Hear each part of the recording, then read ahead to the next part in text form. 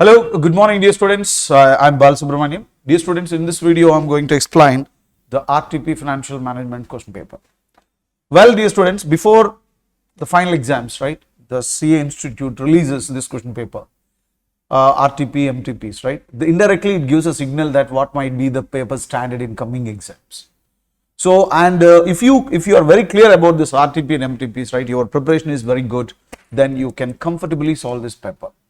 So, once you are able to solve this RTP, MTP very good manner, then clear that you are going to handle the public exam question paper very comfortably, right. But coming to this question paper, right, I have gone with this question paper and with your RTP is not your study material, this RTP and the study material I have gone it, except two questions, remaining questions are very similar to this new study material. Those students who follows the study material as a standard for the preparation, right, they would have done this question paper in a wonderful way.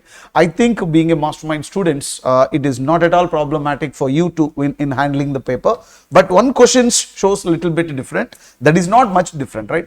They asked in a little bit in an innovative way, frankly speaking. Okay, let's move into the first question. This question asked from ratio analysis. The question number 1 is ratio analysis. Ratio analysis. Let's read what is this question is. The following information of ASD Limited related to the year ended 31st March 2022 and net profit. So 58% of the sales. Okay, net profit 8% of the sales. So if you calculate the sales and if you multiply 8% with this, you will get the net profit. Raw material consumed, 20% of cost of goods sold. So cost of goods sold, how do you get it? Sales minus gross profit, if you deduct, right, cost of goods sold. Cost of goods sold into 20%, you will get the raw material consumed. Direct wages, same, cost of goods sold into 10%, direct wages you will get it. Stock of raw material, it's not raw material holding period, it is a 3 months usage. So for if you calculate the raw material for the entire year, entire year means nothing but it is for 12 months. So take the 3 months as a granted figure. For 3 months it would be, what is that? 3 months it would be the raw material, stock of raw material.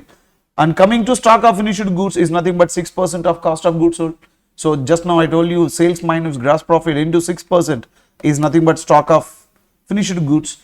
Gross profit 5% of sales, keep it in mind. Once you are able to calculate the sales, gross profit, net profit, both you will get it, right? So 8% of sales is nothing but net profit and 15% of sales is gross profit. Debt collected period, frankly speaking, debtors collection period is 2 months. Basing on the debtors collection period, you can calculate the debtors, right? Debtors equal to credit sales divided by 12 months into debtors collection period, right? Current ratio 2:1. Current ratio is nothing but current assets divided by current liability. Fixed assets to current ratio, fixed assets to current ratio is 13:11. Fixed assets to sales, fixed assets to sales is nothing but 1:3. Long term loan to current liability, long term loan to current liability is 2:1. Capital to reserves and surplus is 1.3. It means that capital to reserve is nothing but equity share capital and reserves and surplus both would be considered to be net worth, right? Here capital is 1 means reserve is 4, 1 and 4 is a total 5 would be the net worth. In that net worth 1% or 1 part would be capital, remaining 4 would be reserves and surplus, right? So these are the data they given and you are required to prepare profit and loss account of ASD Limited for the year ended 31st March 2022 in the following years. This is the given, the profit and loss account directly they have given. Well, we know that ratio analysis, what it indicates, ratio shows the relationship between two financial data. By analyzing the financial data, being a financial manager, so you can draw certain conclusions. Do you agree my statement? Generally, if you follow the ratio analysis entire the subject, right, it would be in 3 ways. Number 1, they may give you income statements, they may give you a balance sheet, they will ask you to find it out what is that ratios, and sometimes they may give you ratios and they will ask you to construct a profit and loss account and balance sheet. Sometimes they will give you some income statement, some ratios, and they will ask you to ask you to find what would be the interpretations, right? What is your interpretations? What you understood from this aspect? They may ask you. Hello. So that would be the, dear students, here you have to find it out sales.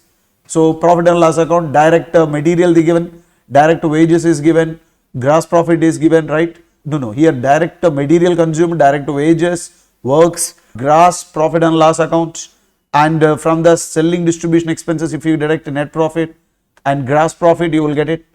Okay. Finally, thereafter they asked you find it out the balance sheet as on 31st March 2022. The following format: fixed asset 1 crore 30 lakhs, current assets given raw material, stock of finished goods, debtors, cash. Coming to here share capital, reserves and surplus. Yeah, share capital, reserves and surplus both would be net worth, and long term loans and current liabilities, right? Current liabilities. So everything here it would be like this, right? And finally you have to calculate what is it? Profit and loss account and balance sheet. Can you able to find it out? Yes. Comfortably you can calculate, very simple way. Let us check it to find it out, this one. What would be the calculation part? It would be net worth is, so take this value here. We have to find it out. This is profit and loss account you have to calculate, as well as balance sheet also you have to find it out. Yeah, to make you the calculation, here I'm taking this material with me, right? We have to find it out, this one, right? Basing on this, how do you calculate? So step number 1, what we have given is, you can, this is the hard copy I'm keeping here because I cannot change here and then now. So first of all, estimation of, here fixed asset is given, right? From the entire calculation, you see the fixed assets are given. Why don't you find the data by the support of a fixed assets? Basing on this fixed assets, you can find it out the different aspects, right? Here you see fixed assets are given. Basing on the fixed assets, you can calculate fixed assets to current ratio, you can calculate fixed assets to sales, you can calculate. Once current ratio is available, you can calculate what is that? Current liabilities, right? Thereafter, you can find it out current ratio also. So let us move to, my point is this ratio analysis only. First you take it a working note 1. So estimation of current assets basing on fixed assets to current assets ratio. Basing on fixed assets to current assets ratio. For this fixed assets to current asset ratio, would be like this, right? Fixed assets divided by current assets, that equal to 13 divided by 11, right? Here it is 13 divided by 11. That means, it means the fixed assets is given 1 crore 30 lakhs, right? Divided by 11 current assets. Thus by resolving this would be, so if you multiply 13 current assets equal to, so 130 into what is that? 11, and whereafter you can find it out current assets equal to, if you make a calculation like this, where it is a calculator, so 130 into 11, it would be 143, right? Divided by 130 lakhs into 11 divided by 13. Now you can calculate 130 lakhs, just 130 lakhs into 11 divided by 13, it would be 110 lakhs. 110 lakhs would be the current assets. Got the, dear students? This is the current assets. So this is the first current assets you can calculate. So the total current assets amount would be, how much it is? Here roughly you can identify it, it would be 130 lakhs. Okay. So with this you can calculate the current assets. Thereafter, with the support of this one working note 2, then estimation of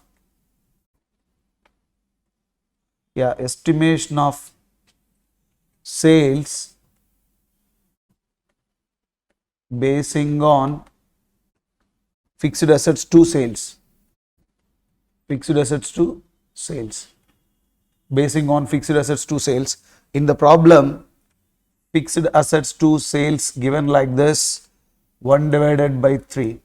where sales equal to fixed assets into 3, that equal to 130 lakhs into 3, that means 390 lakhs. You got the sales. Now you can put the values here. Sales would be, how much it is? Sales would be 390 lakhs. Sales would be 390 lakhs.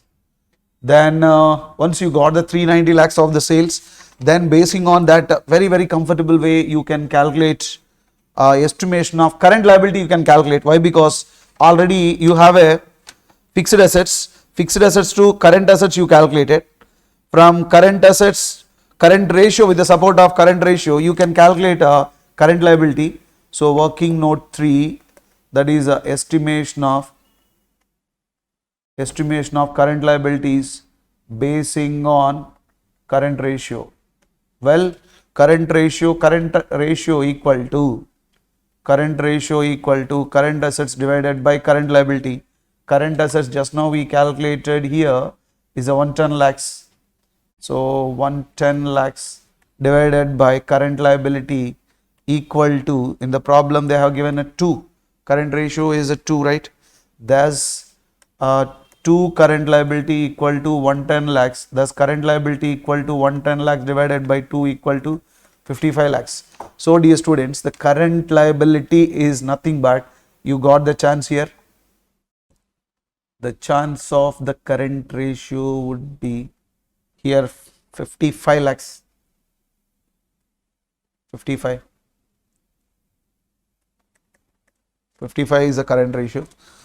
Then you can calculate, once current ratio is finished, then you can estimate long-term liability with the current ratio, long-term liability with the fixed asset given, long-term loans to current liabilities.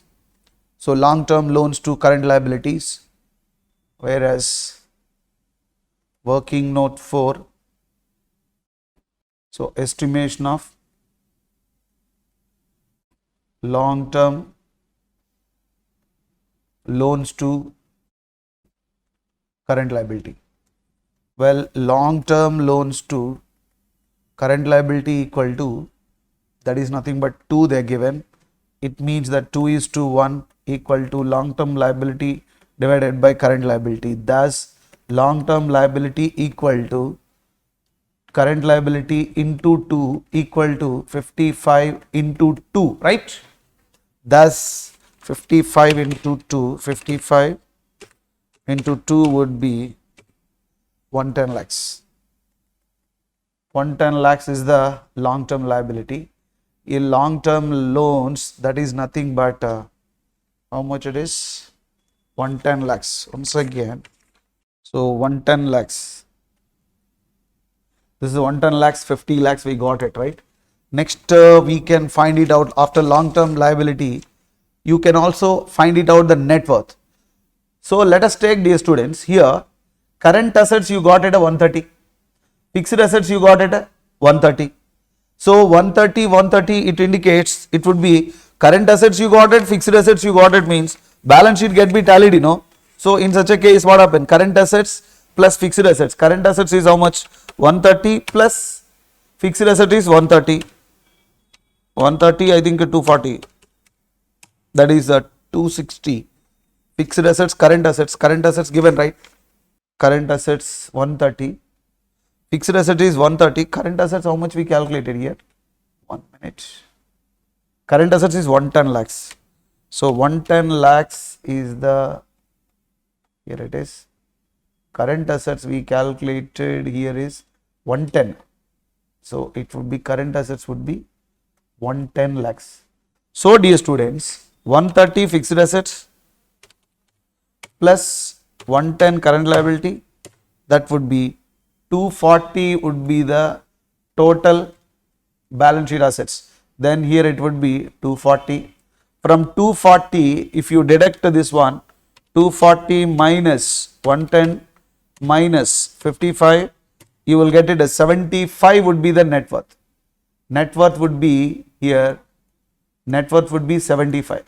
In this 75 net worth, in the problem it is a clearly mentioned that, okay, here you see, capital is 1, and reserve would be 4.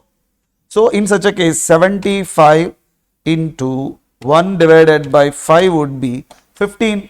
This 15 comes for what is that? Share capital, and minus that remaining would be 60 would be what is that? Reserves or surplus. So it means that 15 plus 60 plus 1110 plus 55 plus 240. So this is the way to find it out. What is that? The balance sheet. But still there is a lot to be find it out. Stock of raw material is there, stock of finished goods is there, debtors also is there. But whereas here you have to find it out the sales, right? Next point you can find it out is gross profit to sales. Once you got the sales, you can also find it out like this. So net profit equal to gross profit. First we calculate the gross profit. 15% of the sales. 15% of the sales means 390 into 15%. 15%, that is nothing but 58.50. Gross profit would be 58.50. Whereas 390, this is the sales is a 390. Here it is a 390, right? Out of 390 you got it. Net profit also given this. Net profit equal to 390 into the percentage they given is net profit sales is 8%. So 390 into 8%, that is a 31.20. 31.20. Whereas gross profit comes here 58.50, right? Same this 58.50. Then here also 58.50. Then you can selling and distribution expenses you can deduct it from here. Minus 58.50 would be 27.30. 27.30. So this is the selling and distribution point. Okay, because 360 sales 5% means 390 into gross profit ratio kitna diya re wo? Gross profit is a 15%. 15%. Here it is how much it is 8%. 8% they given. Next what to do find it out is raw material consumed. 20% of what is that? Sales, cost of goods sold. Raw material equal to 20% of cost of goods sold. In such a case, dear students, we can make one more working note. The working note here is, how do you calculate a cost of goods sold? Cost of goods sold equal to sales minus gross profit. Sales to diya 390. Gross profit just now you calculated. Gross profit 58.50 minus 58.50. In such a case 390 minus 58.50 equal to 331.5. That equal to 331.5. 331.50 is the cost of goods sold. Basing on cost of goods sold, you can calculate working note, one more working note. Here it is, what is that? 4. This is a 5. You can say 6. Working note 6 is nothing but raw material. For raw material consumed, what is it? Raw material consumed equal to 20% of cost of goods sold. 20% of cost of goods sold, right? Then cost of goods sold equal to 331.50 multiply with 20% into 20%, that is a 66.30. 66.30. Got it? Now take here cost raw material would be 66.30. 66.30. Whereas direct wages, for direct wages, next working note 7, direct wages equal to, in the problem they have given direct wages 10% of cost of goods sold. 10% of cost of goods sold. So 10% of cost of goods sold is nothing but 331.5 into 10%. So 331.5 into 10%. How much you got it? So 33.15. 33.15. Take your raw material would be 33.15. 33.15, you got it, right? And one more, dear students, here cost of goods sold, already you know that, right? From direct raw material, wages, works cost only left out. Gross profit, you know the 58.50. In such a case, you can find it out, that would be the balancing figure. So how the 331.50 is the cost of goods sold, okay? 331.50, 331.50 minus, if you deduct this value, okay, from 331 direct raw material covered minus 66.30 minus 33.15. So the remaining would be, the balance would be from 331.50 minus 66.30 minus 33.15, if you deduct it, 232.05, 232.05, okay, this would be the balancing figure.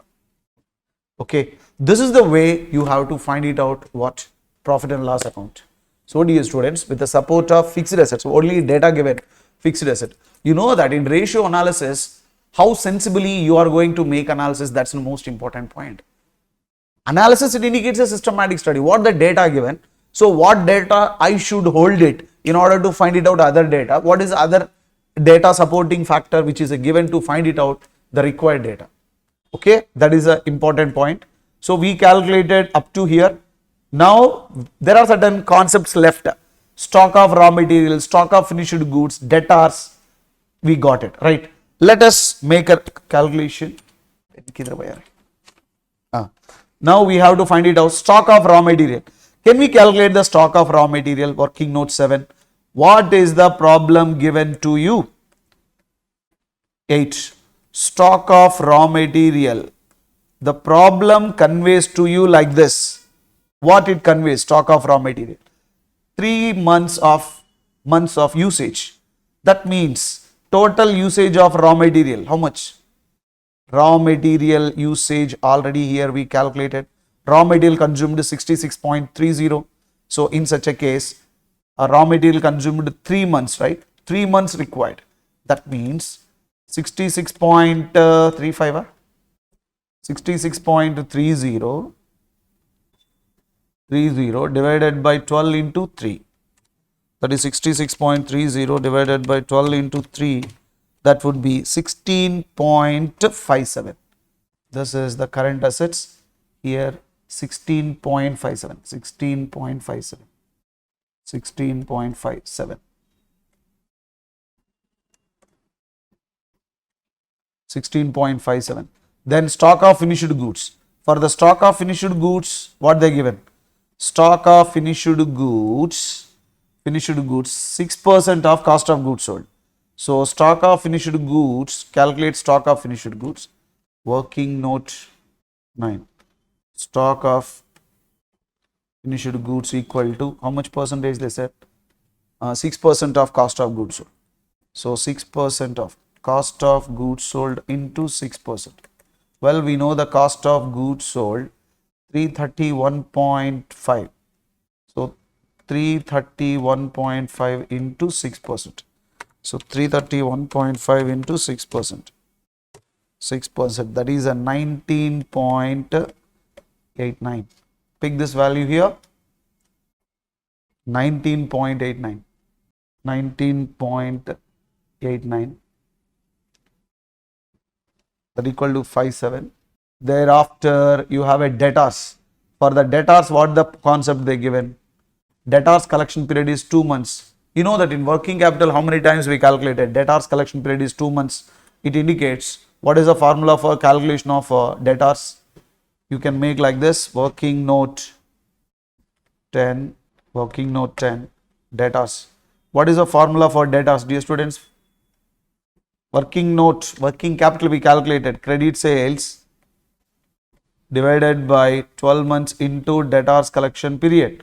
The credit sales made by the company is, just not company, we estimated credit sales of the company is 390 lakhs, right? So 390 lakhs divided by 12 into kitna debtors collection period bhaiya? 2 months. So 2 months. That's 390 divided by 12 into 2 equal to 65. That equal to 65. So put this value here. 65 would be the debtors.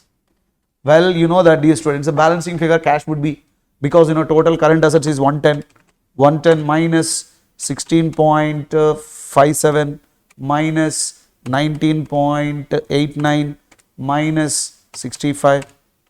So you will get the balance. That balancing figure would be the cash. That cash would be as per the problem they have given like this. 110, right? 110 minus 16.57 minus 19.89 minus 65. So 8.53. 8.53.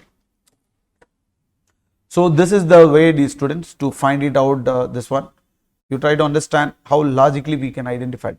But I have gone with the solution what they given, right? I've gone with this solution. It is okay. But if you follow the strategy what I have given to you, within a second, within a short span, you can able to complete this problem, right? So this is the way to find it out. But only thing is, we have to follow one small rule is, what is a known to unknown?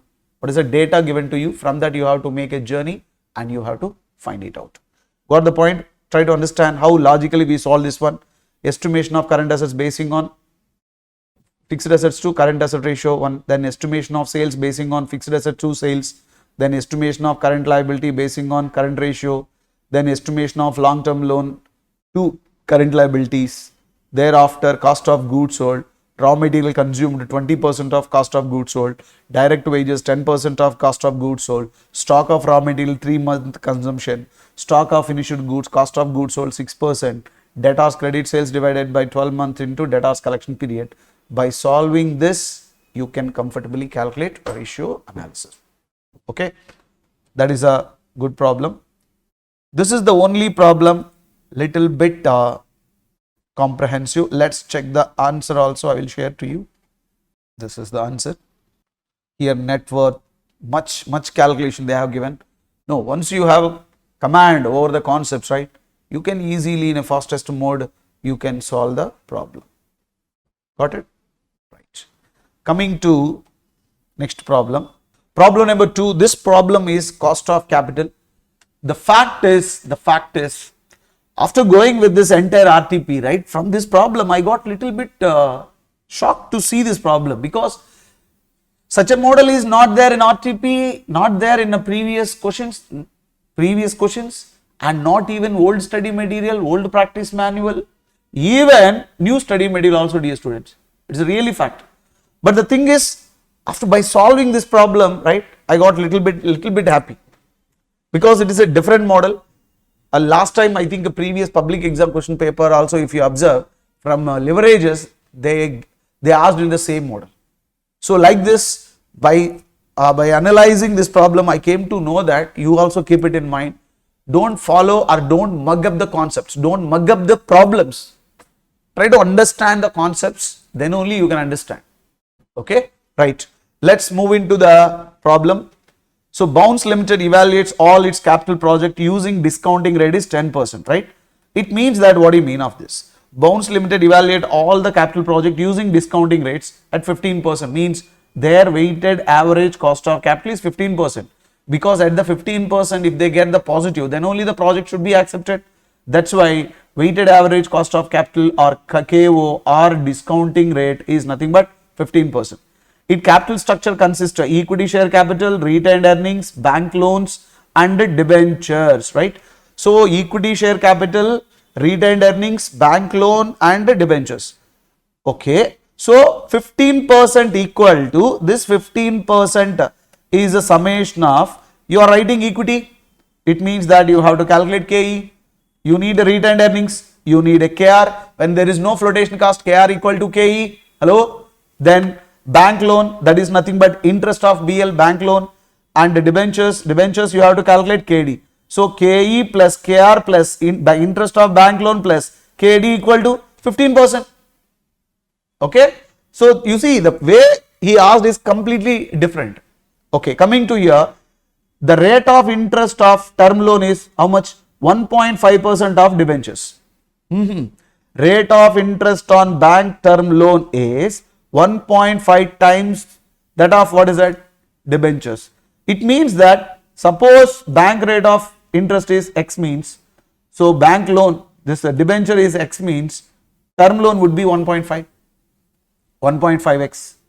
Remaining tenure debentures, bank loan would be 3 years. Bank loan would be 3 years and debentures would be 3 years, whereas bank loan would be 15.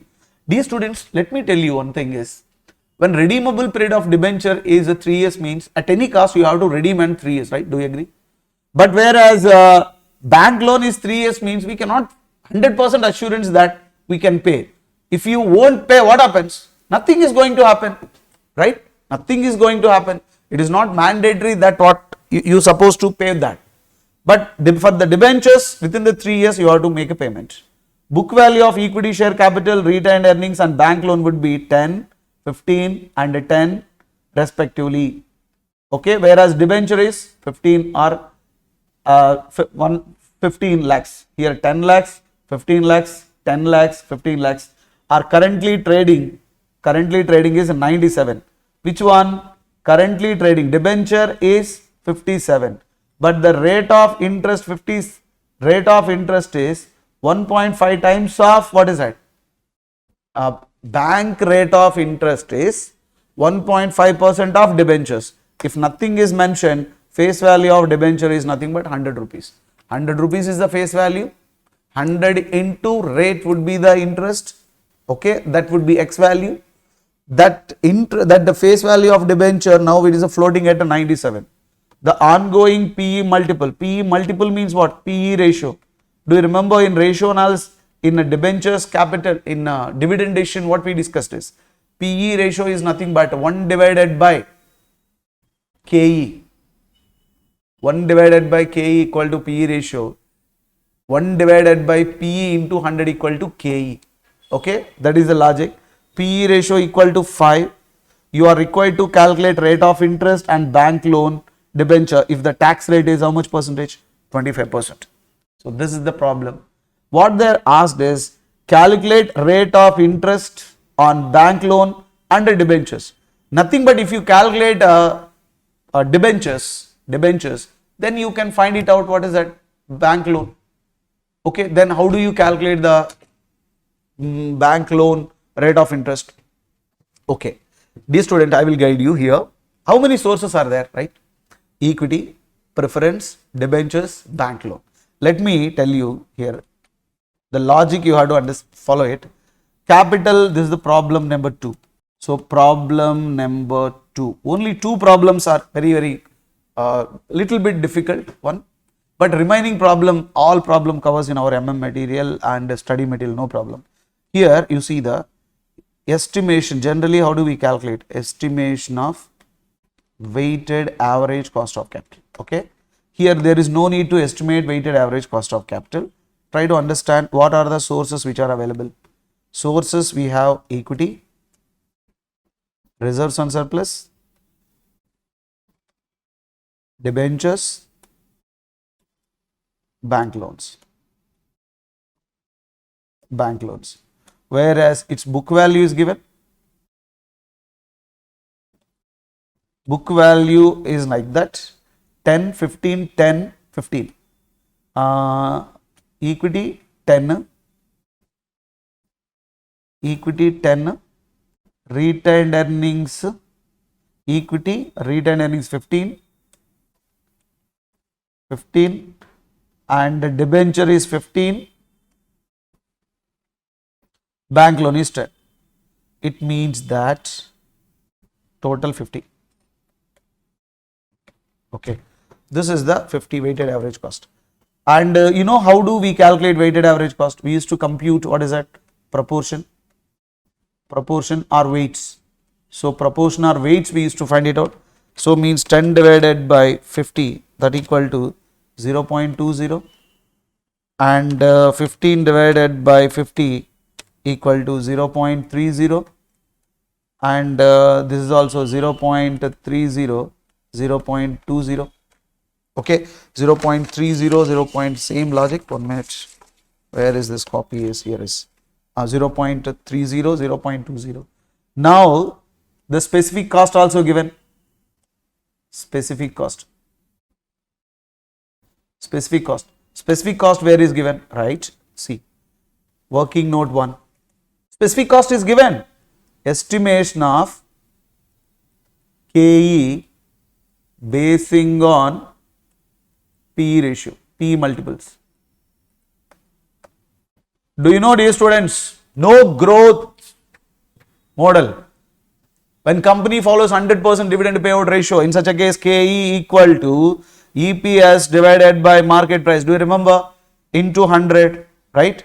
Do you know the P ratio formula? PE ratio is nothing but market price divided by EPS. Hello? It means that 1 divided by PE ratio is nothing but KE into 100. Okay, it's a reciprocal rate, man. Reciprocal rate of PE ratio is nothing but KE. Thus, 1 divided by 5 into 100 equal to 20%. So, 20% means, if you take it in decimal format, it would be 0.20. Since, what about the KE, estimation of KE, cost of equity, basing on PE ratio, working note 3, what about the cost of reserves and surplus they are given, right? Cost of retained earnings. Cost of retained earnings. Cost of retained earnings. Retained earnings. Since there is no flotation cost, KE equal to KR equal to 20%. That means 0.20. Now, if you multiply this product, if you sum this product, you will get it this 0.15 because weighted average cost of capital is 15%. Now try to understand these students. This is the logic we got it. So if you multiply this both, right? What the point is 0.20 into 0.20, 0.20 into 0.20 equal to 0.04, 0.04. Similar to 0.30 into 0.20 equal to 0.06. 0.06. Only issue happens is you must able to find it out these two things. Once if you find it out with the support of 15%, we can easily calculate. Okay. Now coming to the calculation part would be like this. What is estimation of bank rate of interest? Let us take estimation of bank rate of interest. So bank rate of interest is bank loan interest, actually bank loan rate, loan interest, that equal to 1.5% of debentures, right? Let us make it an assumption is debentures interest rate is X. In such a case, it would be 1.5x. Yes, that tax rate is there. In such a case, bank loan interest rate is 1.5x into 1 minus 0 point, tax rate is given 2%, 0.25. That means 1.5 into 0.75, that equal to 1.125x. Balu sir, why you have taken, sir, this 1.25? This is interest, my dear students. Interest is a tax allowable expenditure. So interest into 1 minus tax, bank loan is a 1.5x. How do you get it? Let us assume, here it is, let us assume debenture interest is X, then it would be 1.5x. 1.5x into 1.025 means 1.25x. So let us put it here 1.25x. 1.125x. Okay. Coming to, this is 1.125x because it is a bank loan. For you have to find it out the debentures. Let us take debentures interest rate should be calculated. Let us come to debentures cost of debt. Well, we know that KD equal to, it is redeemable period is given, interest into 1 minus tax plus redeemable value, market price is given, that's why you have to take market price divided by n number of years, whole divided by RV plus market price divided by 2 into 100 would be the cost of debt. Here face value is 100, we don't know x value, but one thing is, can I write like this, 100x into 1 minus 0.25 25. So 25, let us assume face redeemable value is nothing given, 100 minus 97 divided by 3 whole divided by, because 3 years, right, then 100 plus 97 divided by 2 into 100. Coming to here, 100 into 0.75, that equal to 75x calculation would be there. So 100 into 0.75, so you would be 75x plus here 100 minus 97 divided by 3 equal to plus 1 whole divided by 100 plus 97 divided by 2 equal to 98.5. So by resolving this equation, so how much you will get it? 75x plus 1 divided by 98.5. Made it a calculation here. 97. Take this value here. Put it here. Here. 97. 75x plus 1 divided by, what is that? 98.5, I think so. 98.5. Okay. So dear students, nothing is difficult in this problem up to understanding this one. Balu sir, why you calculating like this? Because I don't have any other alternative to find it out this value, right? Only thing is, unless until you cannot identify it, you cannot solve this one. So this is the format you got at the specific cost. So now try to understand by multiplying this both value, how do you get it? So 75x minus, from here onwards you can easily find it out the logic. I will show you, because it consumes a lot of time. The only point is why we have to identify like this. Once you are able to solve this one, here from here onwards you can take the problem as a granted figure here. So this value I took it here, the same value I am projecting here. So what happens here is same thing. Yes, here 20 into 2 you got the 104. So 104, this would be 0.3 into 2, 103. And if you multiply this one, first you multiply this 2, what happens? 75 into 0.3, you will get it at 22.5x. Okay, good. Then thereafter, if you multiply this, then you will get it at 3 here. And you have 98.3 as usual, and 1.12x into 2, 1.125x into 0.2 would be 0.22x. Now if you sum it up all this value, 0.04 plus 0.5, it represents 0.1. Okay, so it means that 0.04 plus 0.06 equal to plus 0.1 plus 22.x plus 3 x plus 3 divided by 98.3 plus this 22.x, 22.5x plus 3 divided by 95. This value directly they showed here. Now if you simplify little bit, you would find the value like this. See, I can solve this entire question paper and I will show you, but well, time is limited for us. So because you should understand what the logic, right? Now if you consider this value here, now 0.1 plus 22 point x, here you see 0.1, 22.5x plus 22.5 divided by this 95 plus this 0.3 is there. For 22.5, denominator 98.5 only. For this also 98.5, I can write like this. So in such a case, equal to weighted average cost is 15%. Just now I told you 0.15.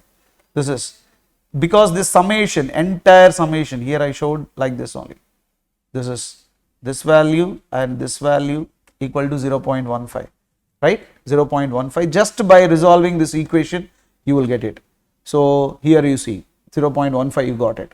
So if for this also it would be 98.15 means 0.1 into 98.5, that would be 9.85, and multiply with this 0.225 into 98.5 equal to 22.16. By multiplying this, you got this, and plus however 22.5 plus 0.03, this is the denominator would be like this 98.5, right? If it goes the outside, it would be 0.15, 98.5.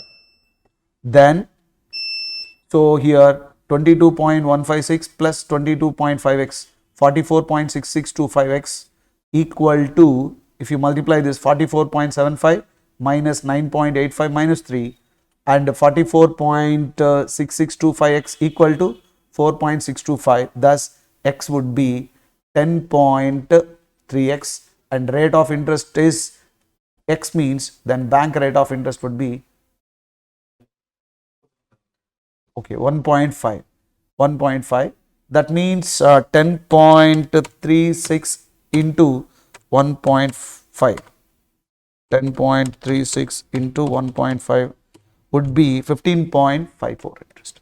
So this is the point, dear students. So you must be nothing else, everything is okay, but instead of moving with the top to bottom, you go on with the bottom to top. You know that in leverage also sometimes we used to ask the question, calculate the level of EBT at which sales will remain, calculate the level of sales at which EBT remain 0, right? In such a case, what we have to do, from 0 to we will go for sales. Same logic you have to apply. See entire question paper, right? These two questions are little bit different, remaining everything is same. But now the remaining few problems I am going to share with you. This all the problems, being a mastermind faculty, I say that these are the part and parcel of our material. So there is no need to solve each and every problem because we know the source, we know how to solve this problem, and I am going to tell you what would be the surprise element from the concerned problem. If you are able to identify that surprising problem, then you can easily solve the problem. Okay, why should we waste our time? Let's move into the problem. The next problem from capital structure. Let's move into the problem, right? ABC Limited provides you following information. The profit EBIT is given to you 2,80,000. Interest 4 lakh. Dear students, interest is given 4 lakh. Keep it in mind. Interest divided by rate of interest. If you take, you will find the debt amount. Okay, because the debt into rate equal to rate of debt into rate equal to interest amount. Interest amount divided by rate equal to debt amount. Okay, that's so this is the one of the important point you should keep it in mind. So this would be one of the surprising one of the point to be kept in mind. Tax rate is 50%. Number of equity shares 30,000. So number of equity shares 30,000 means you can also find it out equity share capital 30,000 into 10. Okay. Then earning per share is 4 rupees.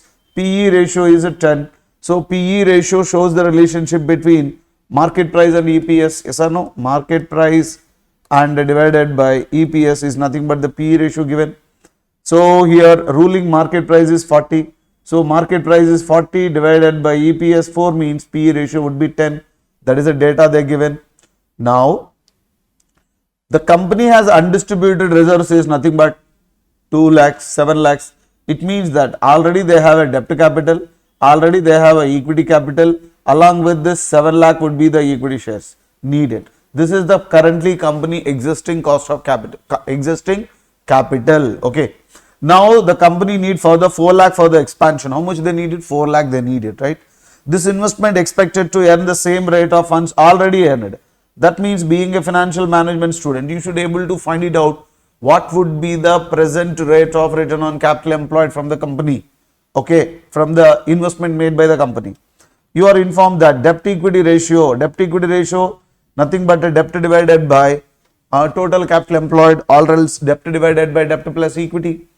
If it is higher than 35%, push the P ratio down to 8 and raise the interest rate on additional borrowing would be 12%. You are required to ascertain probable price. Probable price means market price.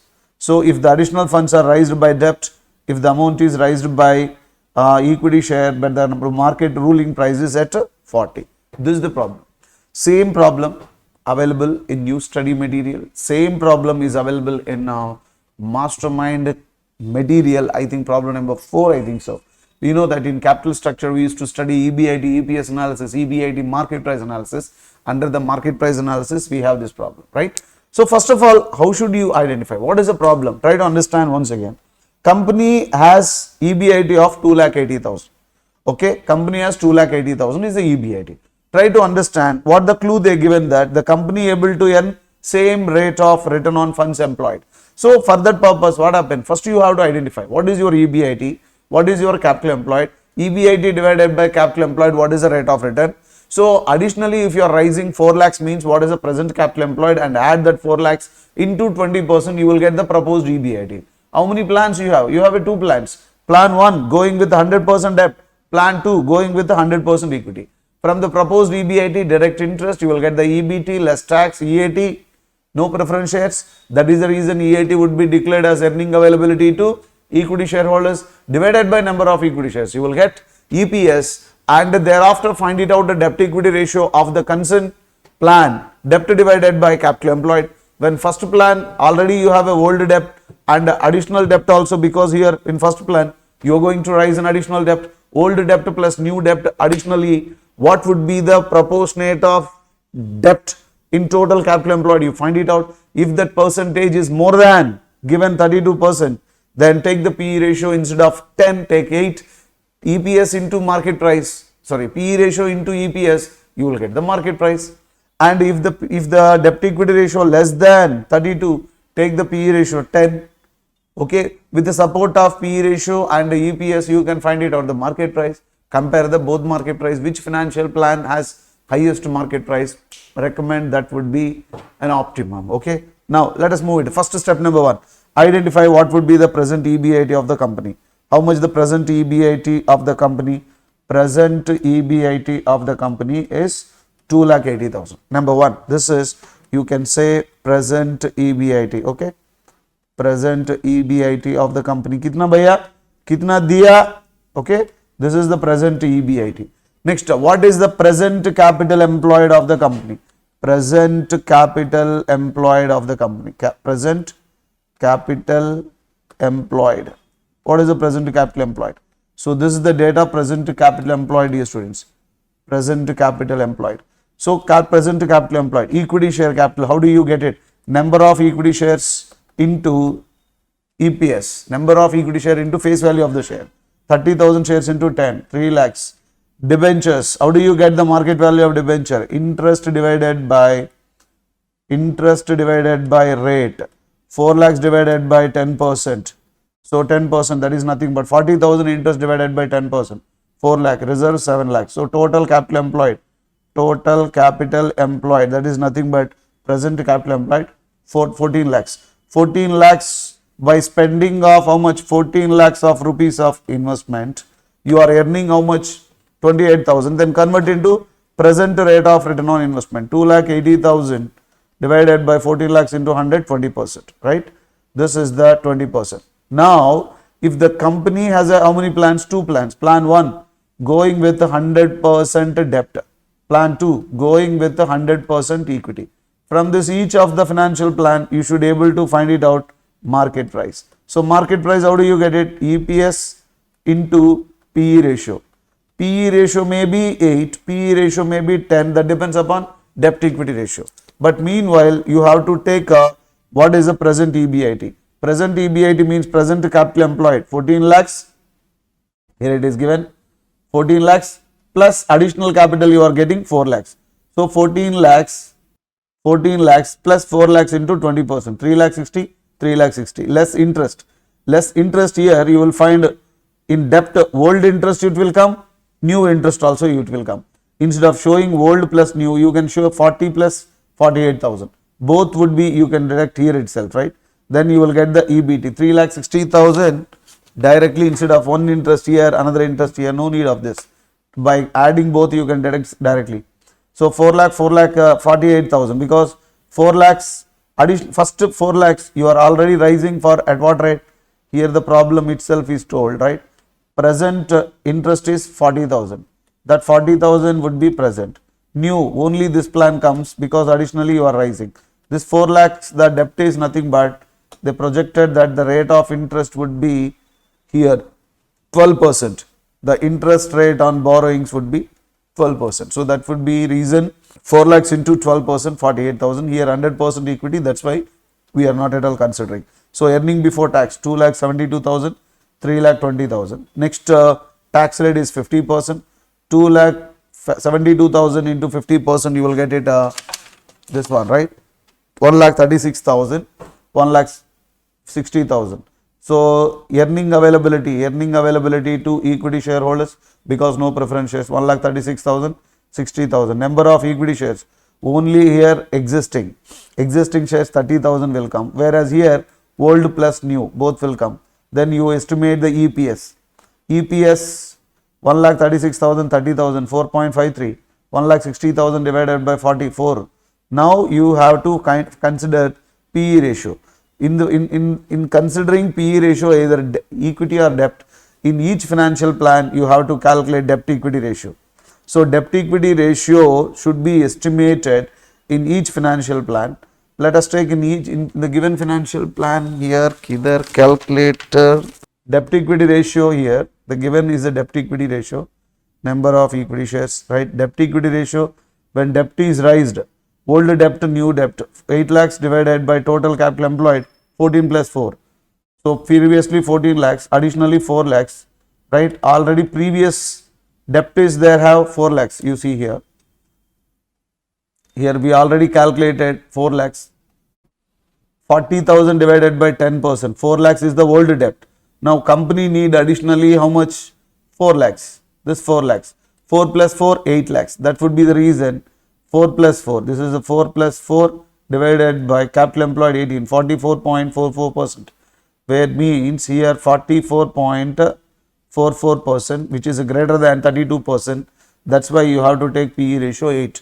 So 4.53 into 8, then you will get the market price 36.34. Whereas in 100% equity, your PE ratio would be 4 lakhs divided by 18 lakhs into 100. That would be certainly less than PE ratio 44.46. In such a case, you should take the PE ratio here 10. You have to take the 10. So 10 into 4, 40. After calculation of market price here and here, since market price is highest in plan 2, it is advisable to raise the required funds by issuing 100% equity for additional funds required.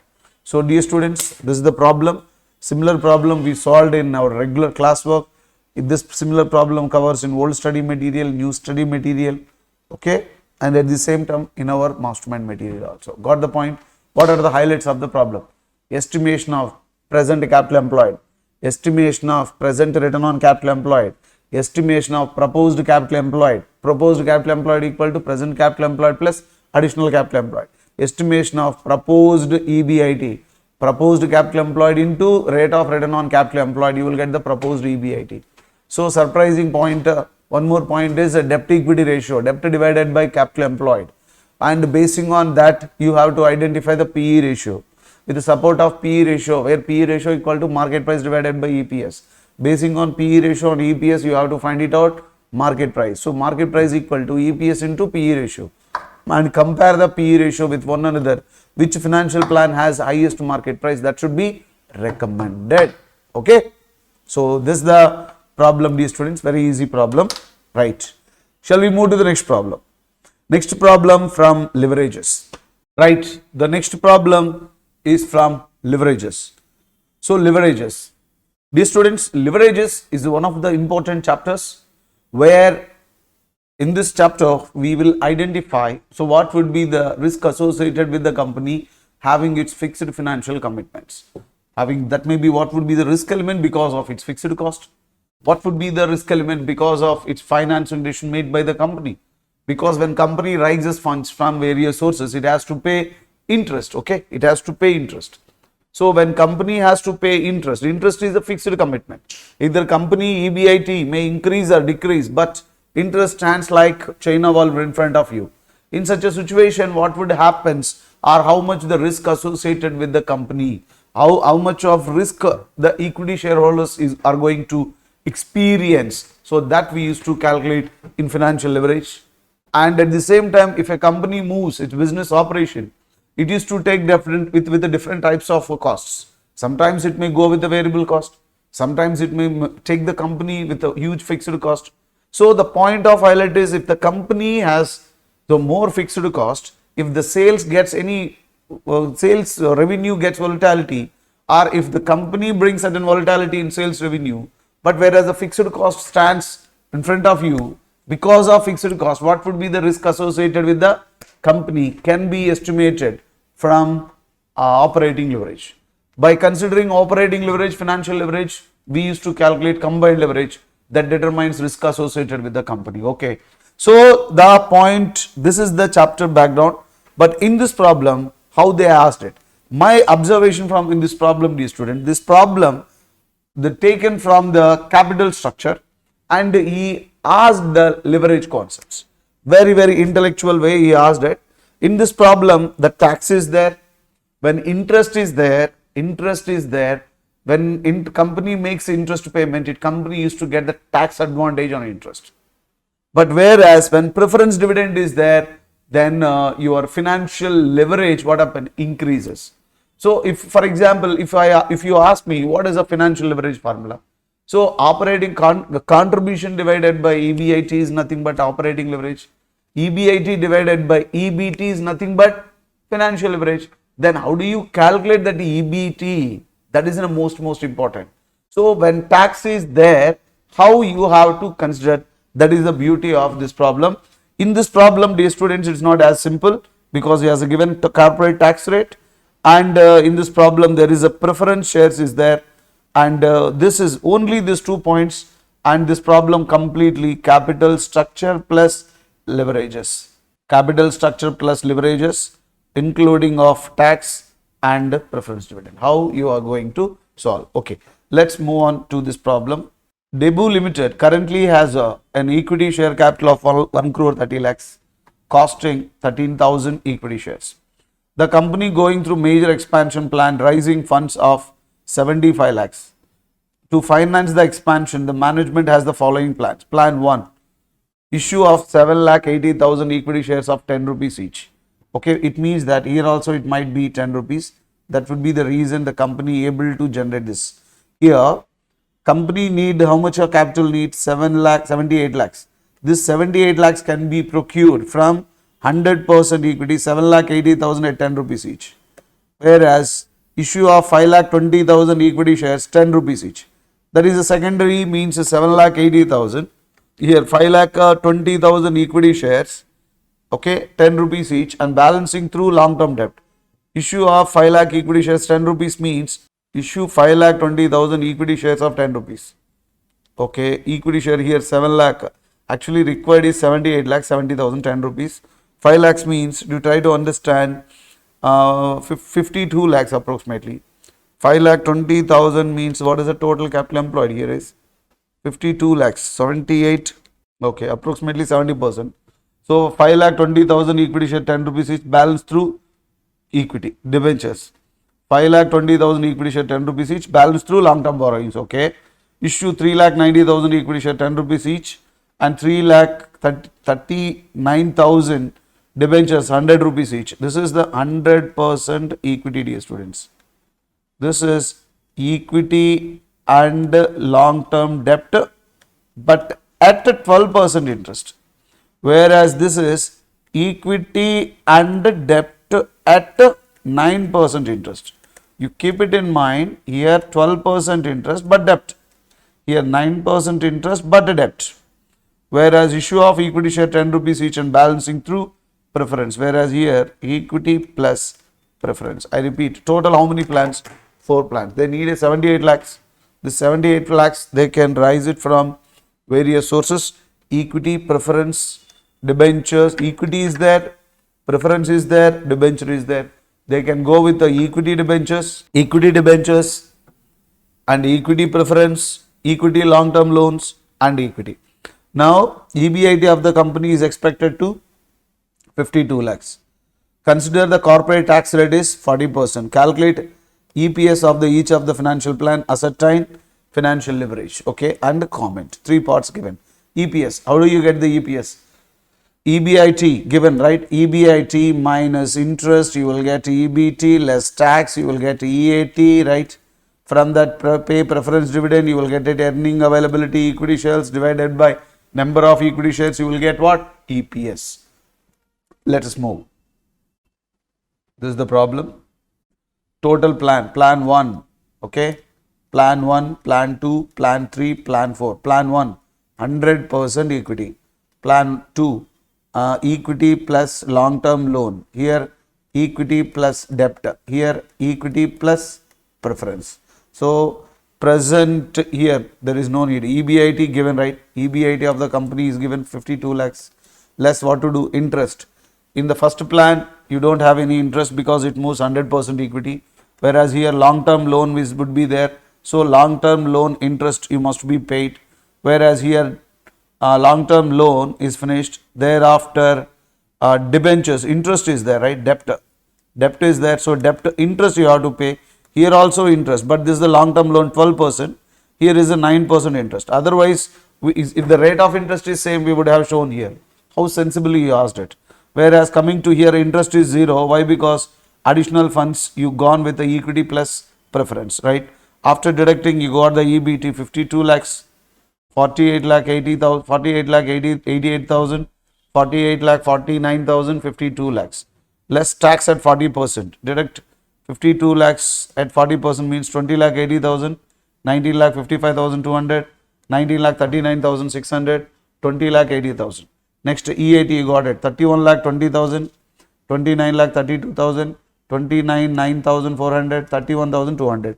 Less preference dividend. For plan 1, equity plus only equity, no need. Okay. Whereas here plan 2, long-term loans, no need here. What about debt? Here also no need. Whereas here you have to pay the preference dividend. The company raised preference shares capital, equity share capital. The balance amount would be at 6% preference dividend you have to pay. So capital from the capital employed, here we estimated the preference share capital here is preference share capital. Basing on this preference share capital, you have to pay preference dividend. Preference dividend, the 2 lakh 34.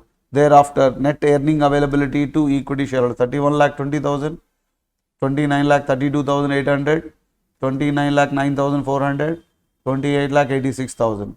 Number of equity shares. Here, number of equity shares. Here, what you will get it.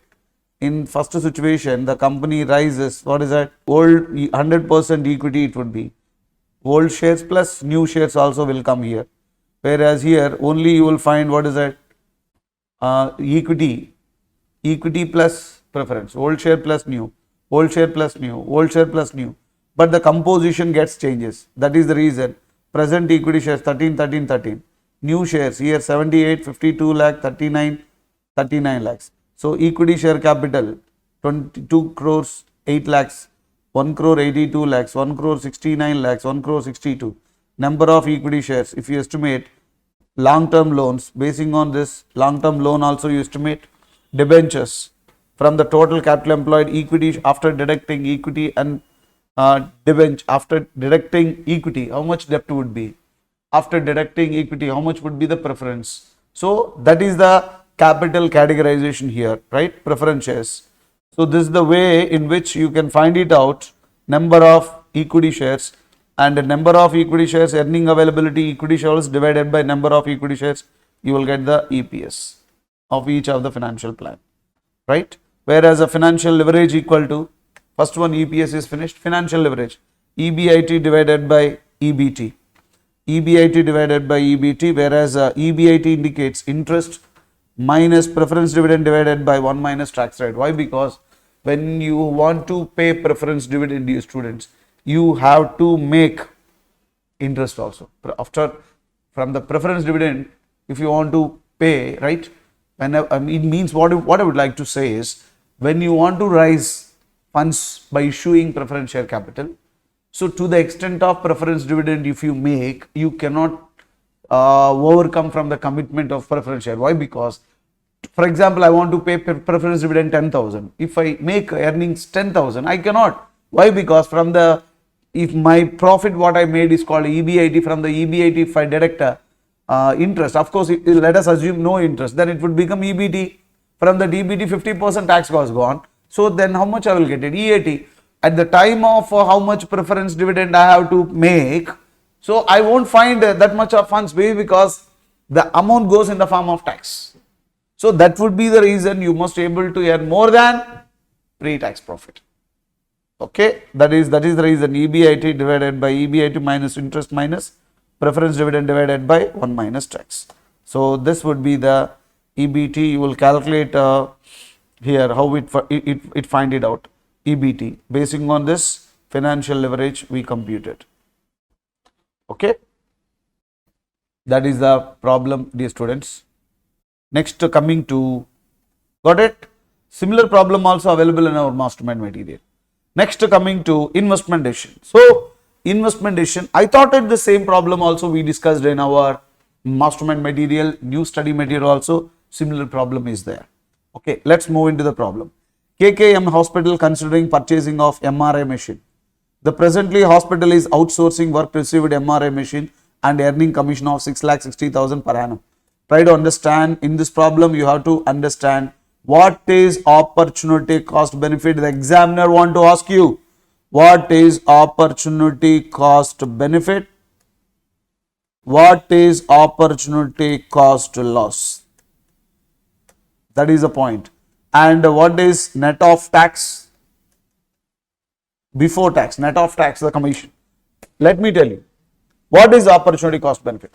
Whenever any financial manager makes investment in a project, because of his investment decision, if any new opportunity creates, it facilitates to generate income, in evaluation of that project, the financial manager not only consider the revenue or income generated from the project, but also that opportunity benefit also must be considered. Create my point. I told you this example, Surya's 5-star hotel in Chennai. I gave Green Park Hotel example, I told you that day. Okay. And opportunity cost loss means, because of our investment decision, the company, because of making investment in fixed asset, the company loses an opportunity, and because of that opportunity, the company so far been earning certain income. That income it may not generate because of investment decision. In such a case, being a financial manager, you must judge the project not only associated with the cost, but also opportunity cost loss of that project. That is important. So if opportunity cost benefit is there, add to its revenue or income. Opportunity cost loss is there, treat it as it is an expenses. But where to add, where to deduct is depends upon tax treatment. If the opportunity cost benefit is before tax, add it to before tax treatment. If the opportunity cost is after tax, deduct it from after tax profit. So that is the only point, nothing remaining same to same, dear students. Here the company earning a commission, hospital has its own MRI machine, it referring to other people. Because of this reference, company been generating 6,60,000 net of taxes. If the company makes a purchase, then company won't refer his client to another people or another organization or another MRI center scanning. With effect, the company may lose its 6,60,000 rupees. Now, being a chartered accountant, if you want to work on behalf of KKMM hospital, whether it is a worthful to the concerned hospital, whether it is a beneficial or not. What you have to do is, along with, I repeat, along with its expenses, you must also deduct its opportunity cost loss. But this is a net of tax. That's the reason you have to deduct it from after tax treatment. Okay, that is a problem. Okay, remaining everything same only, dear students. Such a problem is available in our MM material also. Cost of machine 90 lakhs. So operating cost per annum excluding depreciation 14 lakhs. Expected revenue 45 lakhs. So if the company purchase a machine, company able to generate revenue of how much? 45 lakhs. From the revenue do not come to your pocket directly, because you have to spend certain operating costs. From 45 lakhs, if you deduct 14 lakhs, you may get the income, but that income is a before tax. Okay. So now commission is there. You should not deduct it here. Why? Because that commission is net of taxes. If the commission is before tax, then you should deduct it. Now, salvage value of the machine is 10 lakhs. Expected life of the machine is 5 years. Okay. Assuming tax rate is 40%, whether the project is profitable or not, estimate basing on NPV profitability index. NPV, what it indicates? PV of operating cash inflow plus PV of terminal cash inflow minus PV of cash outflow. What about the profitability index? PV of operating cash inflow plus PV of terminal cash inflow divided by cash outflow. Profitability index. So if you want to find it out, this one you should able to find it out. PV of operating cash inflow, PV of terminal cash inflow, and PV of cash outflow. If you this operating cash inflow, terminal cash inflow divided by cash outflow, you will get the profitability index. Factor value is also given. Okay, many people in classroom, wherever any factor value is not available, student used to ask that what is the problem if the factor value is not given. Alright, that is the reason we taught time value of money. No. Why? By considering all these things. But don't worry, in exam they will give you the factor values. Okay. Now, what to do? To calculate either NPV or profitability index, the fact is clear that you must be able to find it out: operating cash inflow, terminal cash inflow, cash outflow. Operating cash inflow, you have to find it out: terminal and cash outflow. What is the cash outflow? Generally, we learned a lot by keeping in mind cash outflow is nothing but cost of machine, installation charges, plus working capital minus subsidy, everything we thought it. But in this problem, nothing. So step number 1, cash outflow, you can take it. Cash outflow is how much? 90 lakhs as usually. And step number 2, you can calculate operating cash inflow generally. But in this problem, they have considered both, right? Operating come terminal cash inflow. In total, cash inflows they identified. First, coming to operating cash inflow, 45 lakhs, operating cost 14 lakhs. So 45 minus 14, 31 lakhs, less, this is called a PBDT, okay, less depreciation. Then you will get the PBT less tax. Here actually they have to show here less. If less, here less is there, if less is there, इधर भी less होना चाहिए ना. Less नहीं तो इधर तो bracket लगाना पड़ेगा, इधर bracket भी नहीं है. So that is the reason you can take less tax. You will get the EAT. EAT, you got it, right? EAT. Then EAT. Now add depreciation. Depreciation to be added. There is no need of this. Add depreciation and less. Here also one word. Modify. Modify this one point, dear students. Here also less should be there. And less here they should it. Shown it. Less commission income. 6,60,000 rupees. Then you will get it the net CFAT. CFAT over the period of how many years this project life is? Project life is here, dear student, kitna diya tha life ko 5 years tha. 5 years. To bring into present, you have to use the annuity factor.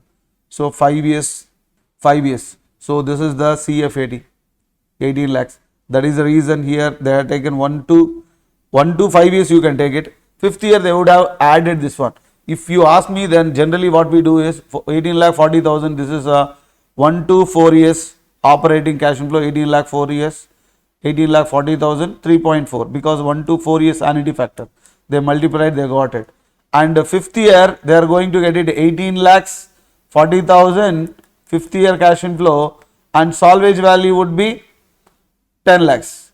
Net of taxes, you got the salvage value. Salvage value of the machine is at 10. Okay, 18,40,000 plus this is a 10. Salvage value, it would be 18 lakh net cash inflow after tax. You got it.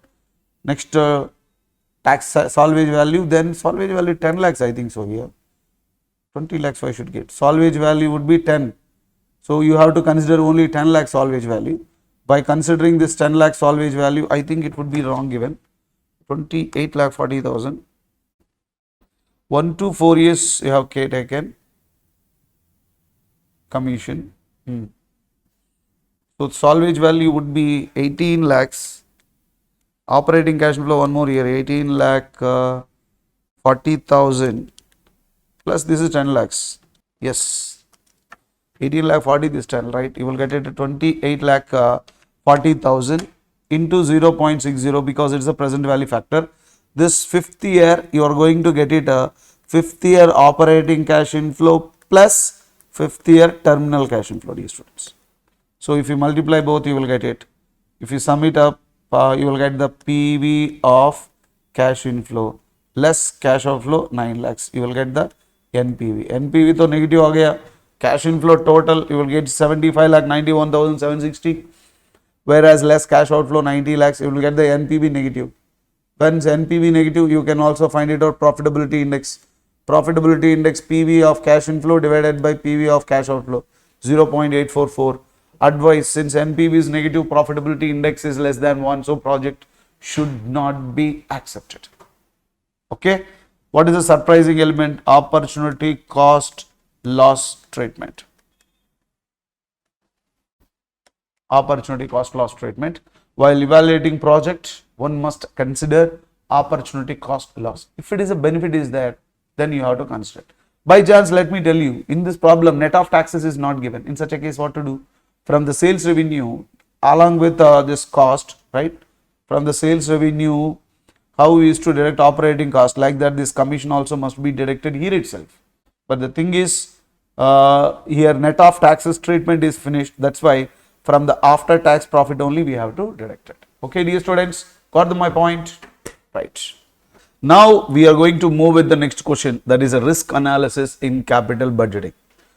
Dear students, capital budgeting is a systematic, capital budgeting it is nothing but systematic, the investment planning to make, it's a plan to make investment on fixed asset.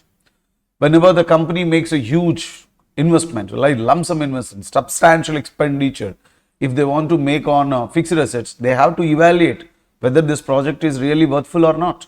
For that purpose, we learn capital budgeting. But one of the common mistake in capital budgeting is in capital budgeting, ignores risk of uncertainty, because there we believe that the cash inflows are certain.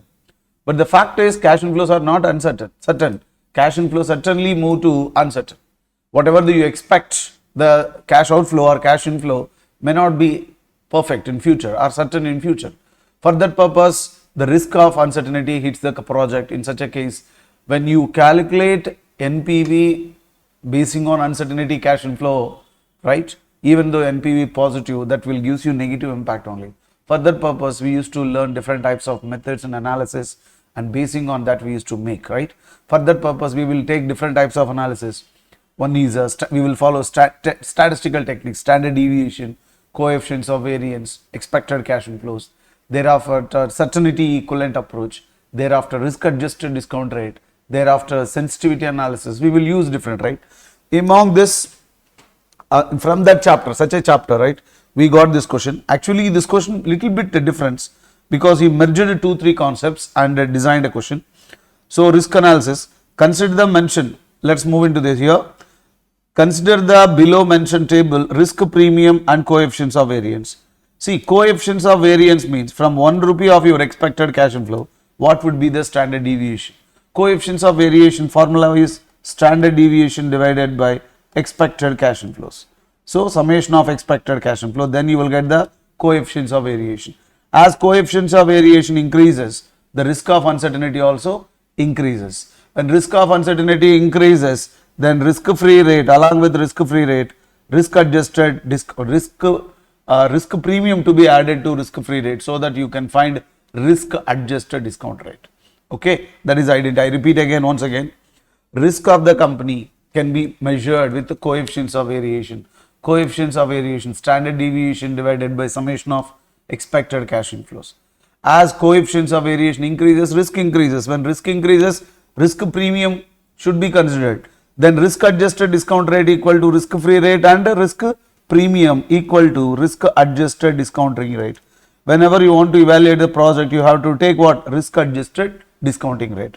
So that is the point. Now you see, if coefficients of variation is 0, risk premium 0. If it is a 1 to 0.25, 2, 0.25 to 0.50, 3, 0.50 to 0.75, 4%, 0.75 to 1, 6%. Okay, a company is evaluating two projects with an initial investment of how much? 5 lakhs each. The project with the inflow from the occurring end of the 5th year, which depends upon possible scenario prevailing during the investment period. The details of the same as follows. Scenario: superb, better, moderate, bad, worst. These are the different types of scenario.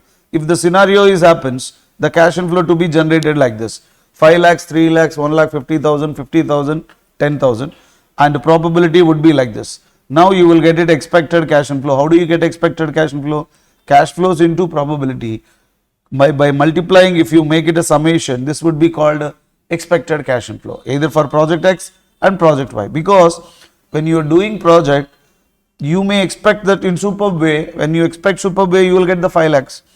In worst thing, you will get the 10,000.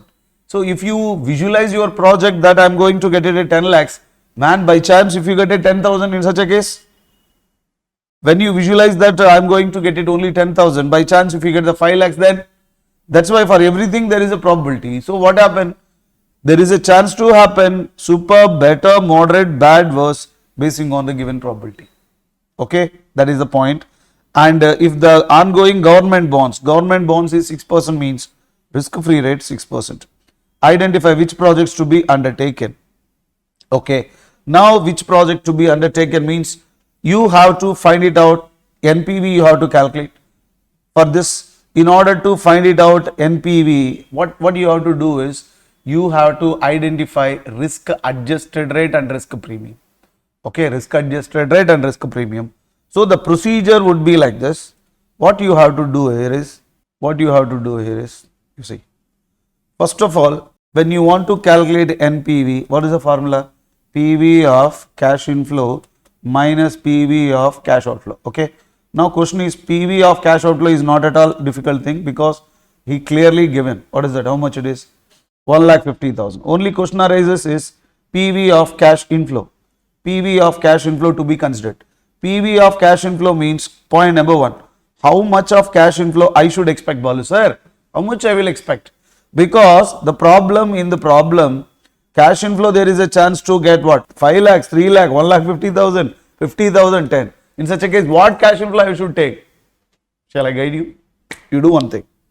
It is a fact, you may get 5 lakhs. It is a fact, you may get 3 lakhs. Fact, 1,50,000, fact, 50, fact, 10. Now you do one thing. If you multiply this one, you will get the expected cash inflow. Take this expected cash inflow as a granted figure. Okay, you will get this one. And what is the risk adjusted rate you have to consider, sir? So risk adjusted rate, that depends upon what is that? Your risk. Okay, here risk depends upon risk only, sir. I do know, but how much of risk premium I should take? Risk free rate, I know that. How much risk free rate? 6%. For project X, what risk premium I should take? Okay, for that purpose, what happens, sir? Here you given, 0, 0.125, 2.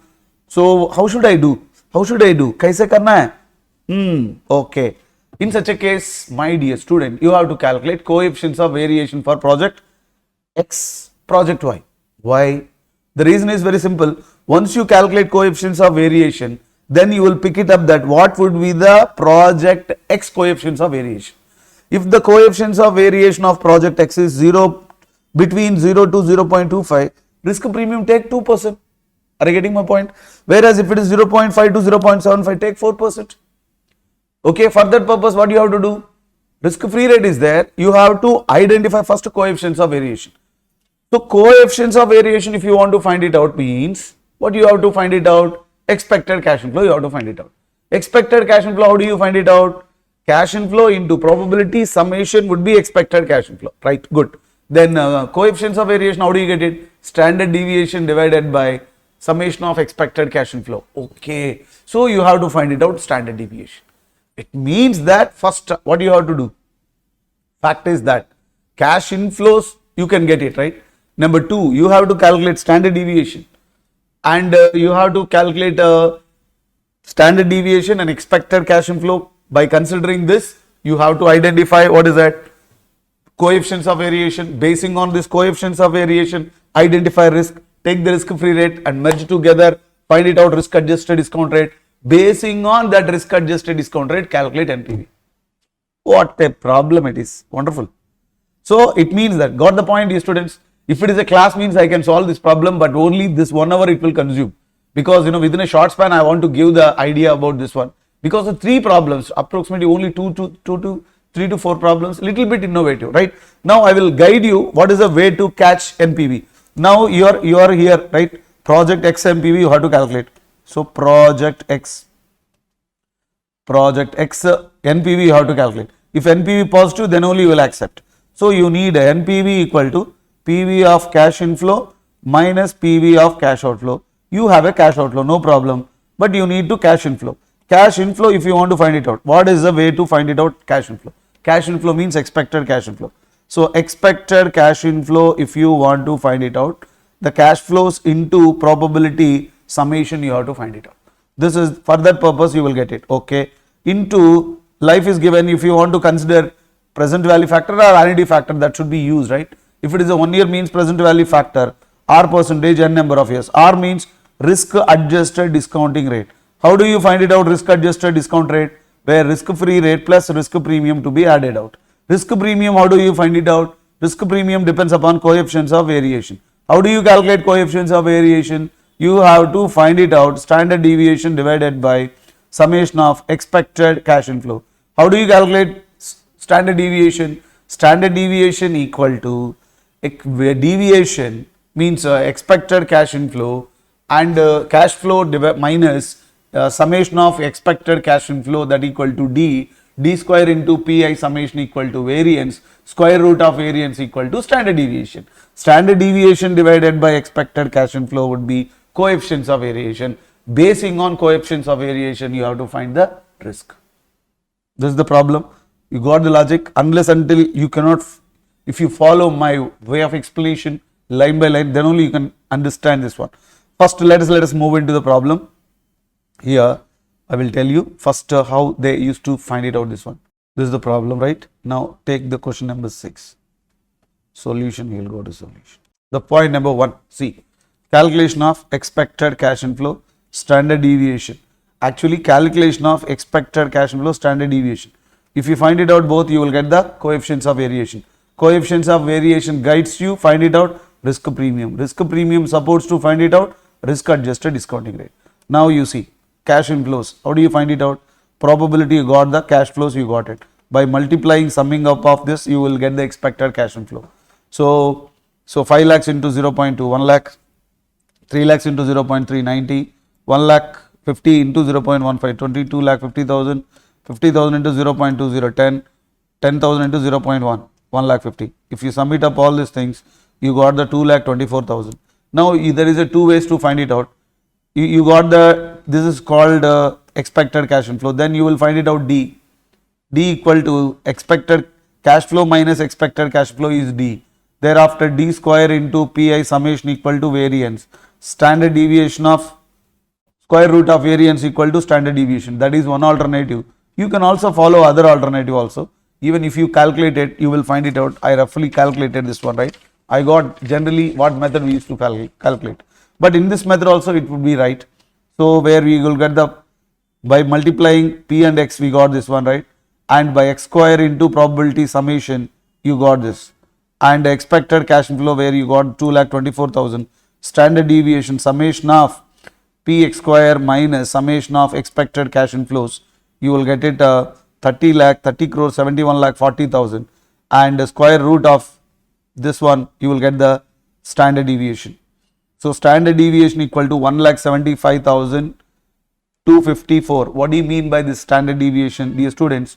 You are getting by considering probability. You expected cash inflow 2,24,000. Now it may happens plus or minus of 1,75,254, plus or minus of 1,54,000, because that is a deviation. Thereafter standard deviation we find it out, because our purpose is to find it out what? Coefficients of variation. Coefficients of variation equal to standard deviation divided by summation of expected cash inflow 2,24,000. Here we have 2,24,000. Then we got the coefficients of variation of project X is 0.7824. When it is 0.7824 means here it will comes here 0.7824. Then risk premium would be 6%. When risk premium is 6% means for project X, risk adjusted discount rate would be 6% risk free rate plus 6. I think it would be 12%. Okay, that would be, this is for coefficients of variation for project X. That guides you risk adjusted discount rate, which to be used to calculate is 12%.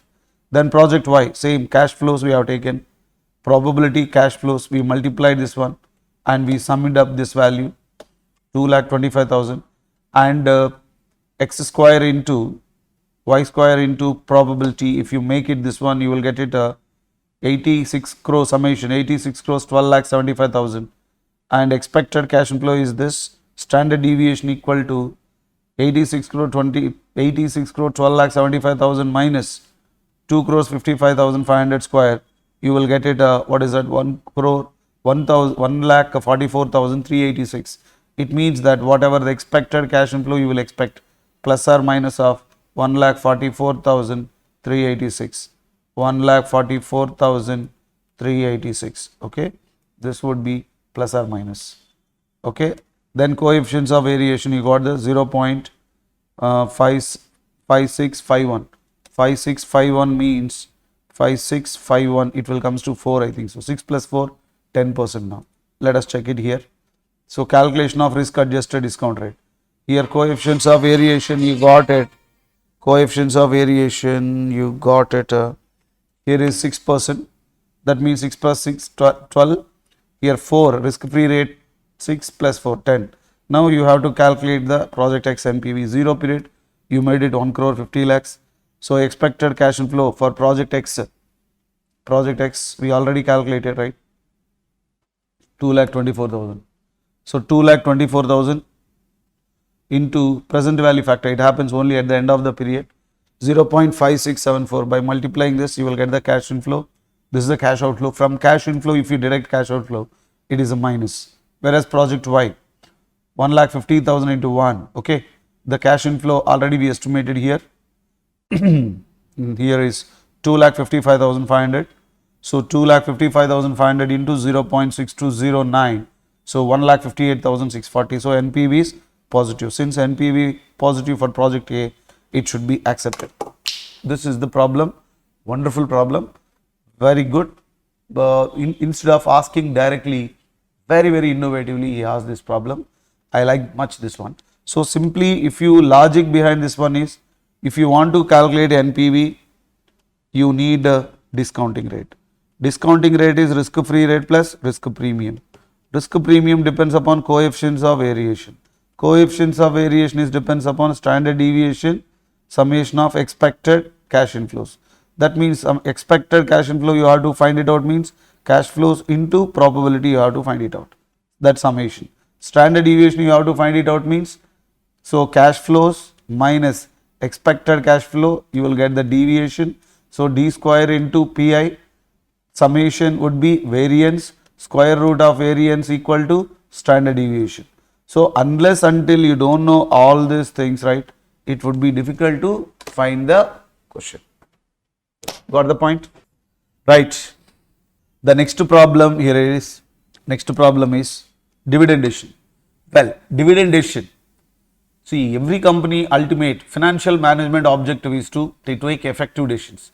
These decisions being classified into 3 types: financing decision, investment decision, dividend decision. Dividend decision means whatever the profit you earned, whether you declare or not to declare, but see to that wealth should be maximized. But there are certain schools guide us, guide us and explain that, right? Dividend decision is irrelevant. Some schools or some approaches, some theory says that dividend decision is irrelevant. Either you declare a dividend, not to declare a dividend, financial management of the means of wealth of the company does not make any effect. That is called irrelevance. But no, value of the firm or value of the equity would be influenced with the dividend decision is called relevant. But in this problem, they are given what hypothesis. Hypothesis indicates that it is a irrelevance theory. What it speaks, whether you pay dividend, not to pay dividend, market value will remain, what is that, same. Okay, for dividend decision, it is a irrelevance theory. Before going to irrelevance theory, how the values we can find it out. Once again, remember P1 equal to P1 market price as on today, MP0 equal to P1 plus D1 divided by 1 plus KE. So M1 equal to P1 into 1 plus KE minus D1. New number of equity shares equal to, so investment minus earnings minus dividend divided by P1. Whereas market value of firm equal to existing shares plus new shares into P1 minus earnings plus investment divided by 1 plus KE. This is the market value of firm. I gave formulas MP0, MP1, number of new shares and market value of firm. Once you remember this one, this 4, Modigliani Miller says that whether you declare a dividend, not to declare a dividend, market value of firm will remain same. That is the idea of theory. Okay, now we are going to discuss this theory. Ordinary shares of enlisted company are currently trading at 10. So it means that MP0 equal to 10 rupees here, right? Shares with the 2 lakhs. How many shares are there? 2 lakh shares. 2 lakh shares outstanding. The company anticipates that earning after tax will be 5 lakhs. It means that earnings of the company is nothing but 5 lakhs. The existing cost of capital, that is nothing but KE equal to 15%. The company has certain investment proposal under discussion. They don't know investment, right? They have proposal to make investment, proposal to have an investment under the discussion, which costs an additional 26,86,000 ordinary shares to be issued if no dividend is paid. It means that you have a earnings, you have an investment. Try to understand. You have a earnings, you have an investment. So your earnings are there. If you migrate your earnings towards investment, then there is no need to issue more shares. Just 26,089 is sufficient. It means that indirectly the company making a earnings of 5 lakhs. If the company won't declare a dividend, okay, if it wants to use this 5 lakhs towards investment, certainly it has to issue additionally 26,89,000 in order to raise the funds to make investment in the project. Whereas additionally 47,619 ordinary shares to be issued if dividend is paid. 5 lakhs is there, this 5 lakhs you declare a dividend. In such a case, you won't find money, right? In there, you have to issue how many shares? 47,619 shares to be issued in order to handle the investment, right? As per applying model, calculate amount of investment. This is by a bath. Kaise kare? How do you make investment? Really, this is RTP, MTP, all the questions we discussed, right? Such a model problem, you won't give it. Very, very interesting way he has given, right? I like this very much. Amount of investment and dividend. Amount of investment, dividend per share actually, because number of shares is there. Once you calculate what would be the D1, so that you can multiply with the number of equity shares, you will find the dividend. He could not ask market value of firm, dividend under the consideration. This is the point. How do you solve this one? Now try to understand these students. When company declares a dividend, then what would be the impact? Simple logic here, you understand. When company won't declare a dividend, step 1, you think like this. When investment, you can calculate investment. When company don't declares dividend,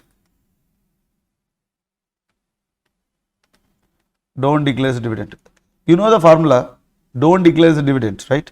So here number of shares also given. When don't declare as a dividend, in such a case, number of shares would be how many shares? 26. Okay, 26,09 shares are there. Now try to understand the point behind this one is, Generally the market formula would be MP0, market price as on today would be, so D1 plus P1 into 1 plus KE, right? Whereas if P1 is needed, P1 equal to D0 into 1 plus KE, P0 into 1 plus KE minus D0. If D0 is not there, in such a case, what happen? You can find it out, what is that? P1. Okay, once you know the P1, basing on P1 earnings, new existing shares, you can find it out investment, right? Because investment, how do you get it? Investment equal to number of shares equal to investment minus earnings minus dividend, right? Divided by P1. So number of shares. So for that purpose, what you do? Number of shares, when dividend is not declared, in such a case, find the number of shares and P1, then investment earnings, you can easily find it out. Got the logic? Now come to here. Here you see P0 is given, P0 10, earnings, number of shares 2 lakhs, earnings is 5 lakhs, KE equal to 15%. So here 26.89. When this is, when you can write like this, when company does not declare a dividend. When company does not declare a dividend. When company won't declare a dividend, at the time the shares would be 26,809. Okay, 809. So we know that the formula would be this is, so simply directly instead of coming this one, you can directly take this one, right? So number of shares 26,089 equal to investment minus earnings minus dividend divided by P1, where P1 you can calculate, P1 equal to D0 into 1 plus KE minus D0. This is the D0 equal to this, P1 equal to P0 into 1 plus KE. P1 equal to P0 already 10 rupees and 1 plus KE, that is 11% at 11.5%. This is a 15%. 15% means 1.15. This means 11.5% would be the KE. Okay. So 11.15 is the P1. P1 not. This is 15% is KE. So 11.5% is P1. So number of new shares to be issued when dividend is 0 means here investment you need investment minus earnings you need 5 lakhs divided by 11.5 equal to 26 lakh 81. Multiply this here. So investment would be 8 lakh 24 rupees. Got the logic? Same we solved in our mastermind material. Okay. So P1 by multiplying this 26 lakh 89, you will get it. Here the dividend is 0 because you are not at all making payment. So now dividend would be investment would be 8 lakh 24,000. This is the first part. Coming to second part. What the second part they asked is, when company, you need to find it out at D. You want to find it out at D. Okay. If you want to find it out dividend to be identified, so what would be the logic for that? You know that when dividend are declared, in such a case, same logic, if you apply the same logic here, in such a situation, shares or gets changes, right? This time when company declares a dividend, company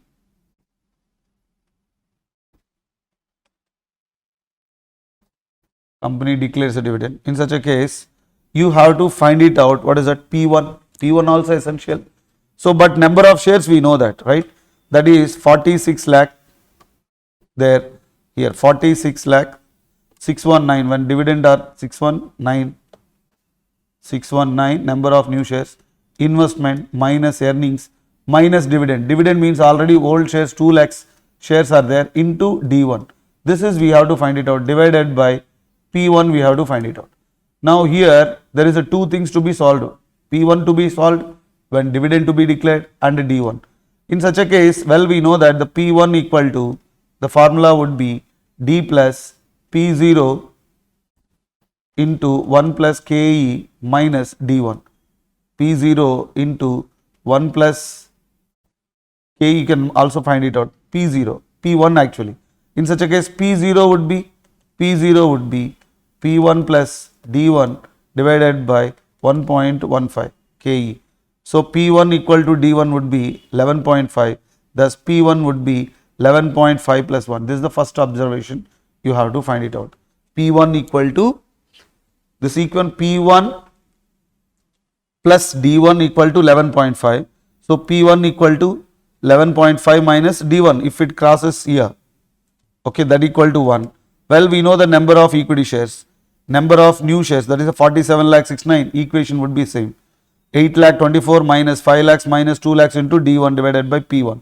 If you again by multiplying this both, you will get it a 47,619,000 into P1 equal to, if you from 8,24,000 minus 5, you will get it a 3,24,000.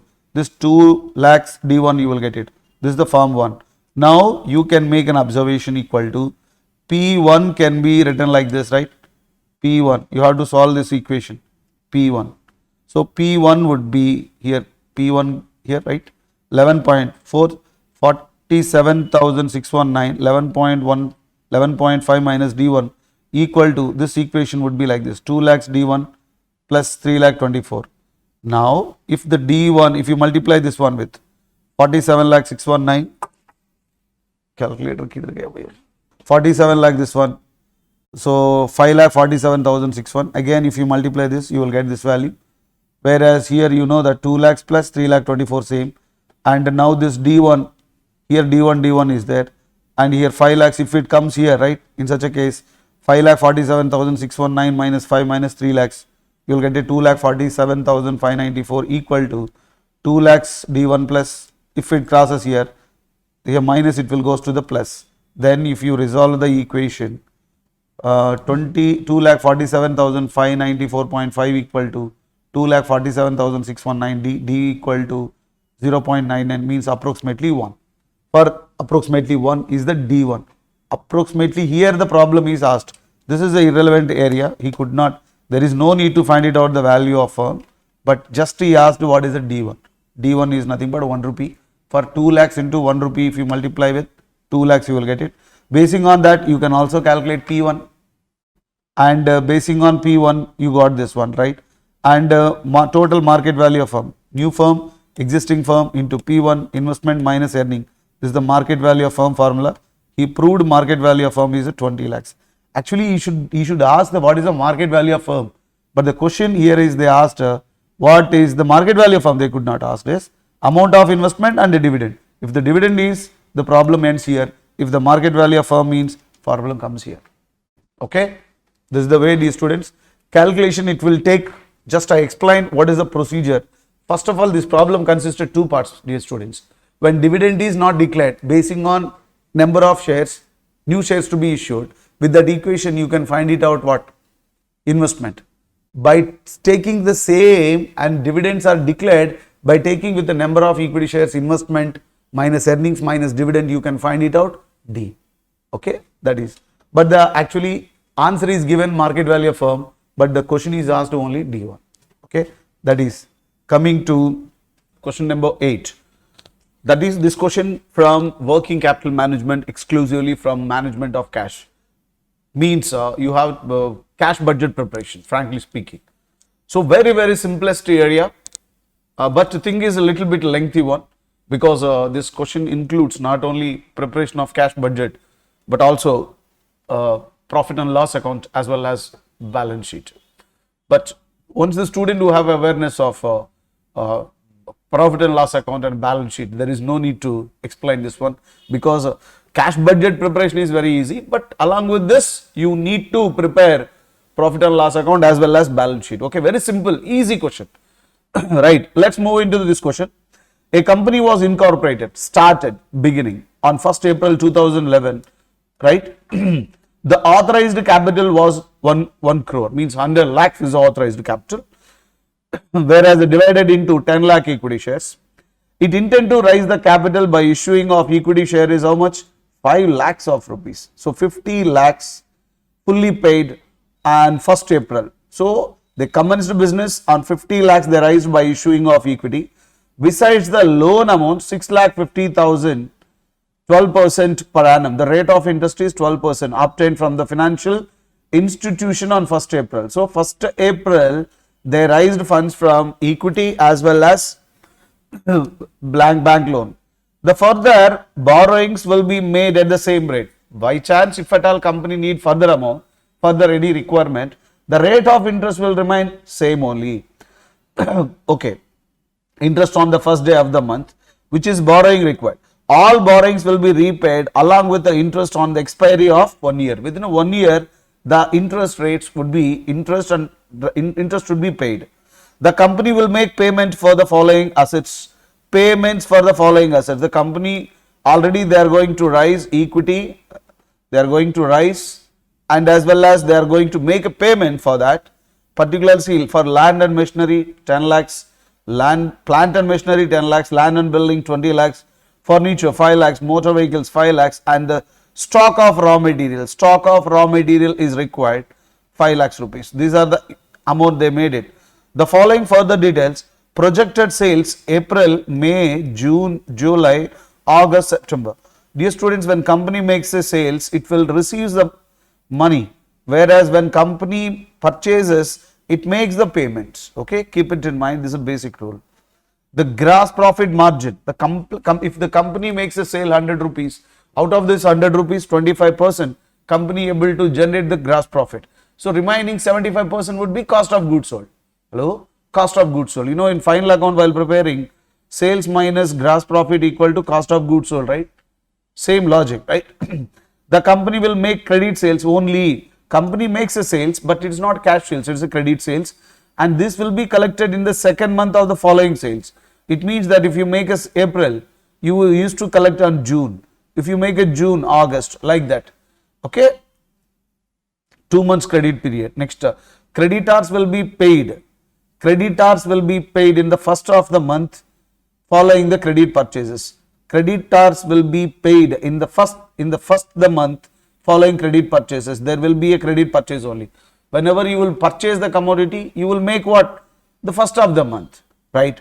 The company will keep minimum stock of raw material is 5 lakhs rupees. Depreciation will be charged at 10%. Depreciation is a non-cash expenses. While preparing cash budget does not make any effect.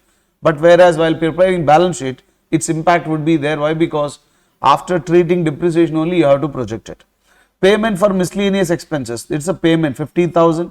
Wages and salary 1 lakh each month, first day of next month. Administration expenses 50,000 per month will be paid in the month of their incurrence. No minimum cash balance is required. No minimum cash balance is required.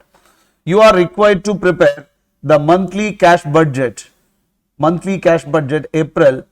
He projected income statement for the 6 months period and the projected balance sheet as on 30 September 2020. He asked here to prepare what is that statement, income statement for 6 months and at the same time balance sheet for 6 months and cash budget for given months.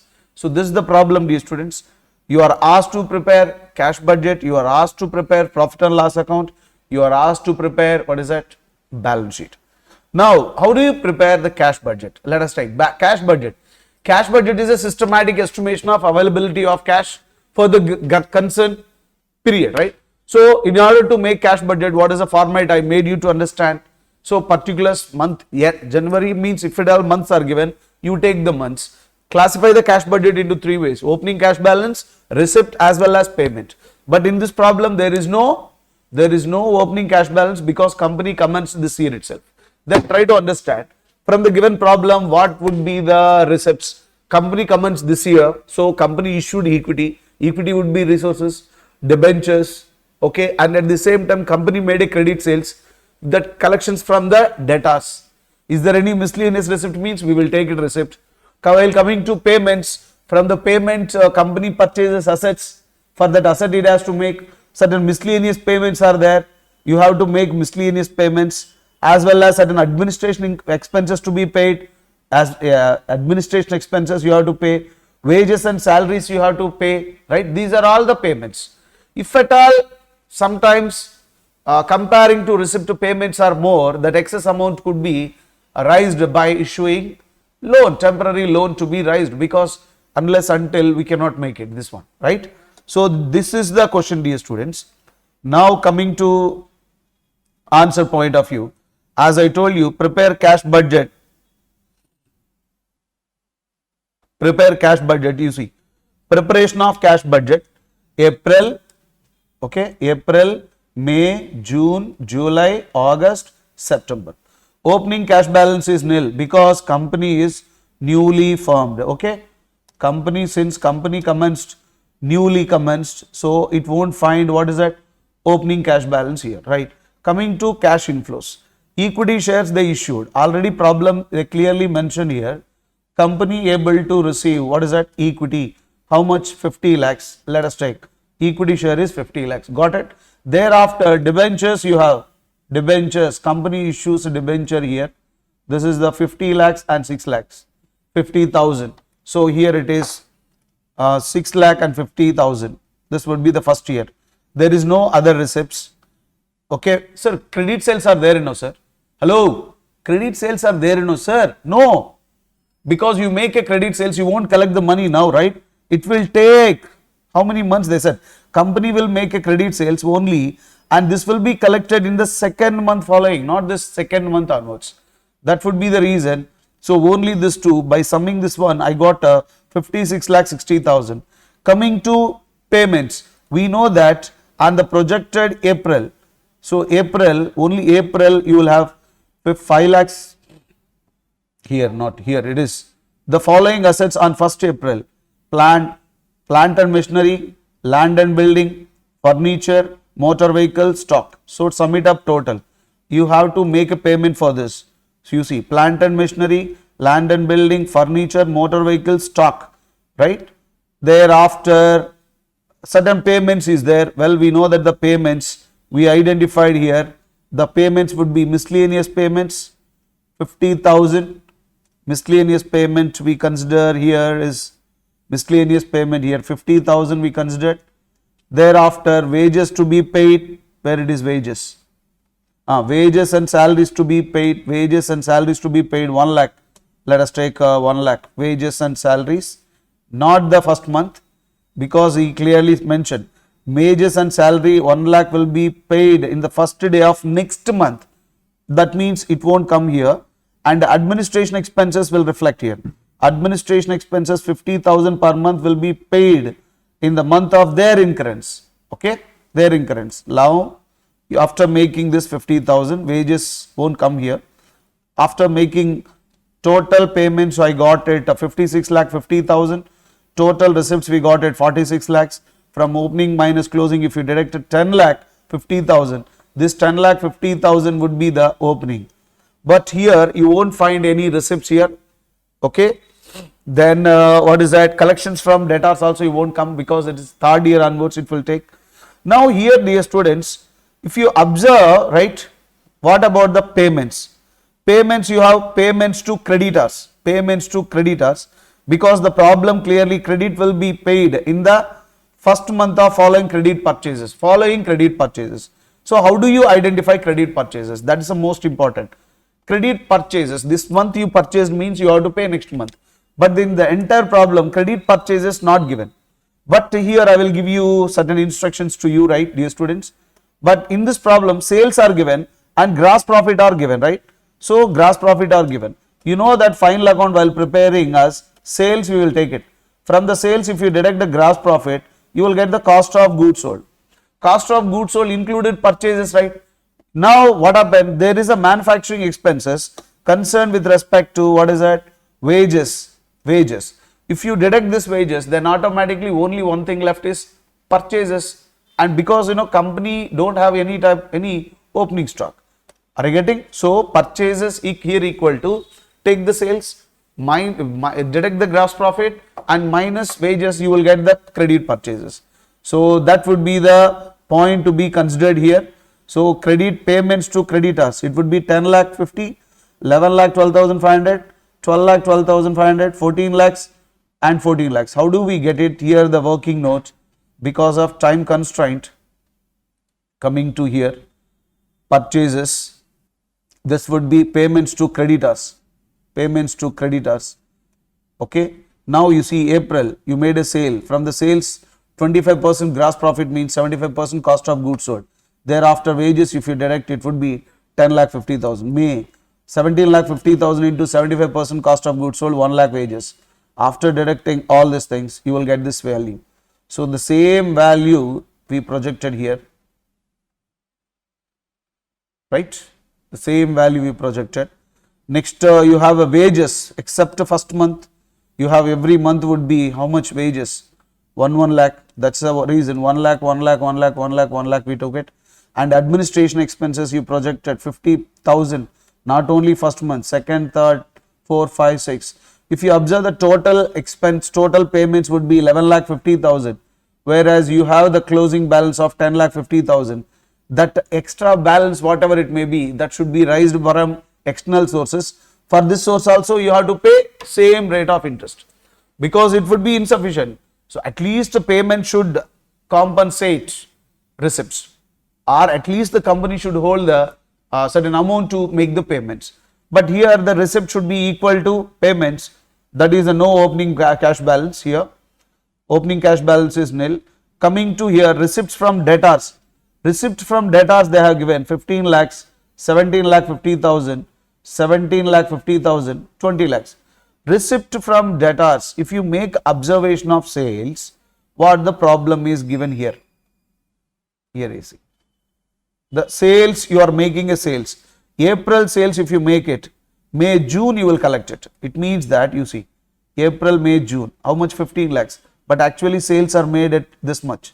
April sales 15, but you are getting June. What about this month? This month sales you will get it July. Now you try to understand, here it is 15, 17, 17,50,000 and 20,000. 20,000. Okay. 15, 17,50,000, 17,50,000 and 20,000. What about the August and September? These sales means we made a credit sales. We are going to collect in future. This would be debtors and we may show it in balance sheet because this amount to be collected because already we made a sales. Okay, this is now the total receipts for all the first second month is 15. I think the first the third month is 15 lakhs.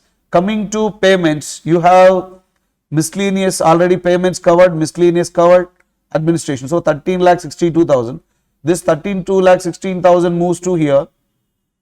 1,37,500, 1,37,500, 18,87,000 and same other expenses 5,25,000, 5,25,000 again opening here 5,25,000 plus receipt means total receipts is 22,75,000 and after making a payment of the concerned payments, all the payments 15,50,000, you got the 17,25,000. Again this will move to opening and collection from debtors 27,50,000. Thereafter you will find the closing payments, all the payments 15,50,000 means you will left a cash worth of 11,50,000. This is also we will show in balance sheet. Okay, so this is the point, dear students. Only few things, but one of the surprising element is this 1,25,000 you are supposed to raise because you have insufficient cash to handle the payments.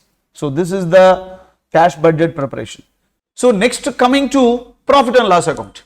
So profit and loss account to be calculated, how we calculate profit and loss account? We will take the sales and we will deduct associated the cost. Cost means direct cost and indirect cost. If you deduct direct cost, you will get the gross profit. Thereafter office administration expenses, if you deduct, you will get the net profit. Here the coming to problem, you got the sales. Sales of how much? 1,12,50,000. How do we got this 1,12,15,000? 15 plus 17.50 plus 17.50 plus 20 plus 20 plus 22.50. That's so this would be the value. By summing up of all this, you will get the sales. And you know that closing stock, the closing stock already they mentioned here. The closing stock required to the company is estimated here. The minimum cash balance and closing stock, minimum, keep minimum stock of raw material 5 lakhs. So this is the closing stock. Okay, closing stock we have taken. By sales and closing stock, you got this one. And from that you have to deduct the purchases. I told you already how to compute the purchases.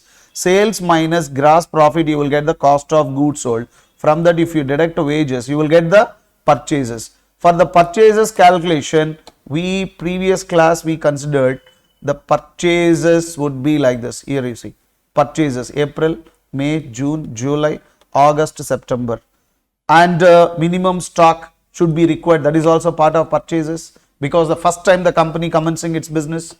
Okay, so 83 lakh 37,000.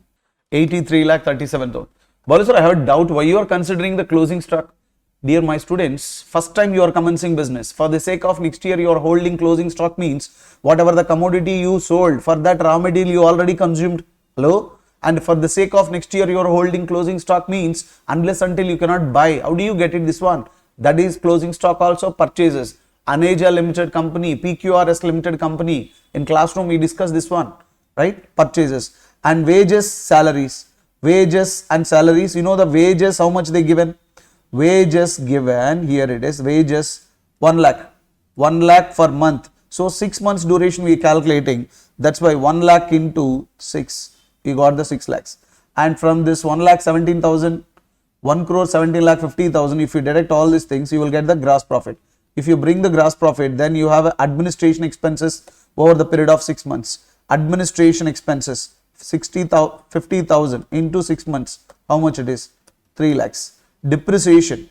So depreciation they considered 40 lakhs for the 6 months. 6 months 40 lakhs here. How do you get this 40 lakhs? Let me tell. Here the fixed assets, how many assets are fixed asset? So plant and machinery 10, land and building. Land is there, no depreciation, but it is a building. 20, furniture, and here this one, this motor vehicles. So 10 plus 30, 30 plus 40, 40 depreciation 10. This is a 40 into 10%, you will get the 4, but this is for only 6 months divided by 2, you will get the 2 lakhs. This is the 2 lakhs. Got the logic? 4 assets into 40 for 6 months, it is a 2 lakhs. Accrued interest loan. Because the loan you have taken loan, one is for, while at the time of issue, you took the loan, this is the 6,50,000 at 12%. So 6,50,000 at 12%.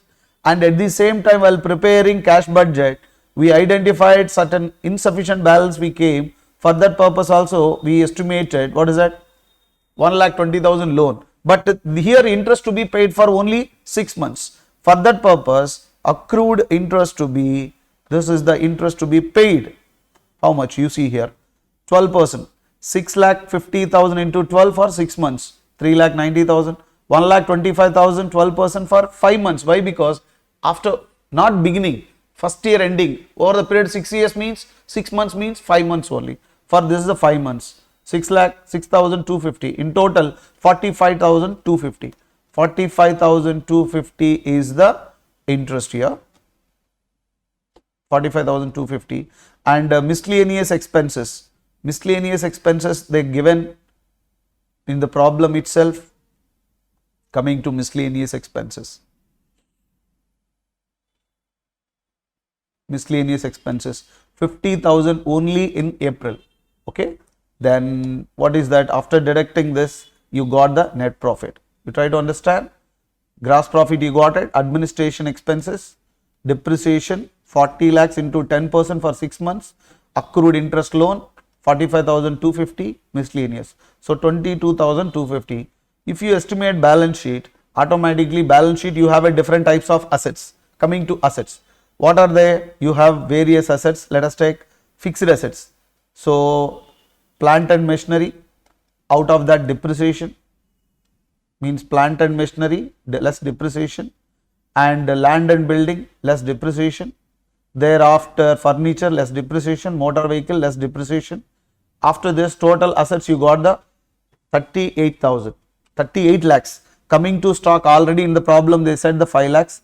Sundry debtors. Sundry debtors means you made a credit sale, that sales to be collected. You know that what are the sales money you already collected, what is left to you? You see April, if you make it this April, it will comes only on June. try to understand. If you might have made August to September, you won't get it now, right? So here, what is the total value given is August is how much? 20 plus September 22.50, in total 44 point, here it is, August 42.50, 20 plus 22, this 2 months amount we are going to collect it. Why? Because even if you make it sales at August, it won't get it, it will take 2 months to collect, right? It means that we made a credit sales, the money is outside, right? That we are going to collect in future. That is the reason, dear students, we have to take the debtors. And cash balance which is given, so 59,250 in total, okay, total it should be identified. Here 97,75,000 given. Coming to here 11,25,000, where you get it? You prepare the cash balance at the end of the period, last closing balance you will get it, you know. This closing balance, which month? September closing balance cash is there with you. That is the balance here, okay. And this is the balance sheet with respect to this. Stock already given. Sundry debtor, 2 months credit sales you made it, but you may not collect it. That debtors I showed here. Cash balance, that is a September closing cash balance here. So with this asset side we concluded.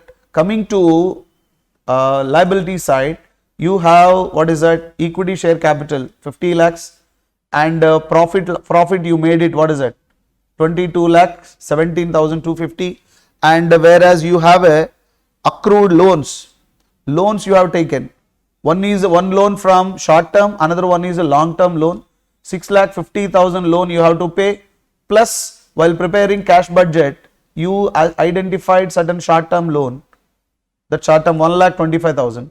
Collecting this both, it would be loans and advances you have, okay. Then coming to sundry creditors, when you purchase a commodity, sundry creditors is left to you. That creditors you have to make a payment. For example, you purchased a commodity, let's come to here, creditors will be paid the first month. Here how much purchases we made it, for that you have to make a payment. Sundry creditors, this last month September amount you supposed to pay next month, right? Okay, that 15,87,500 would be the sundry creditors here. Sundry creditors, and accrued interest to be paid. Accrued interest 45,250, accrued interest, and outstanding expenses, 1 month outstanding expenses, that 1 lakh would be paid, okay. These are the, while summing up of all this value, this 45,25,000, this is the interest, this is 45 lakh, not 45 lakh, 45,250, and here it is the interest amount 45,250, and accrued sundry creditors, accrued interest, and outstanding expenses to be 1 lakh. While summing up of this one, you will get this 17,32,250. So by summing up of 1 plus 2 plus 3 here above 50, you will get the 97,75,000. This is the balance sheet, dear students. See, my personal opinion with respect to working capital, after going with the comprehensively RTP, MTP study material, all the problems. So dear student, one thing is confirmed, this problem is not difficult one, but comprehensive one. If at all such a model problem is available, it's better to take a choice. Why? Because it consumes your valuable time, and at the same time the students with this problem, what I would like to advise means, only when you are going to attempt a financial management paper means, with this paper it is confirmed that along with financial management the other subjects knowledge also must be required, at least little bit, otherwise you cannot handle it, okay. So this is the problem. Unless this is not a very difficult problem, it is easy only, but the thing is you have to practice well, okay.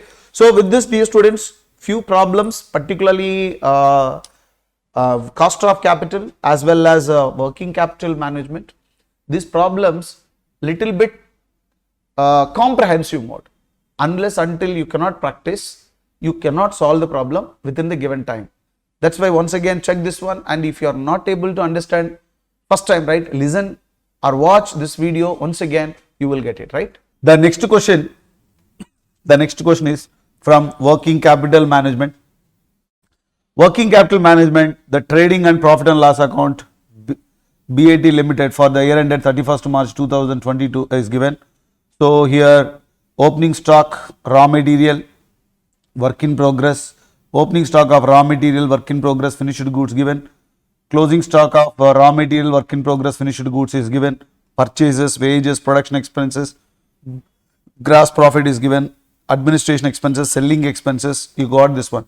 Total income statement given, right, profit and loss account.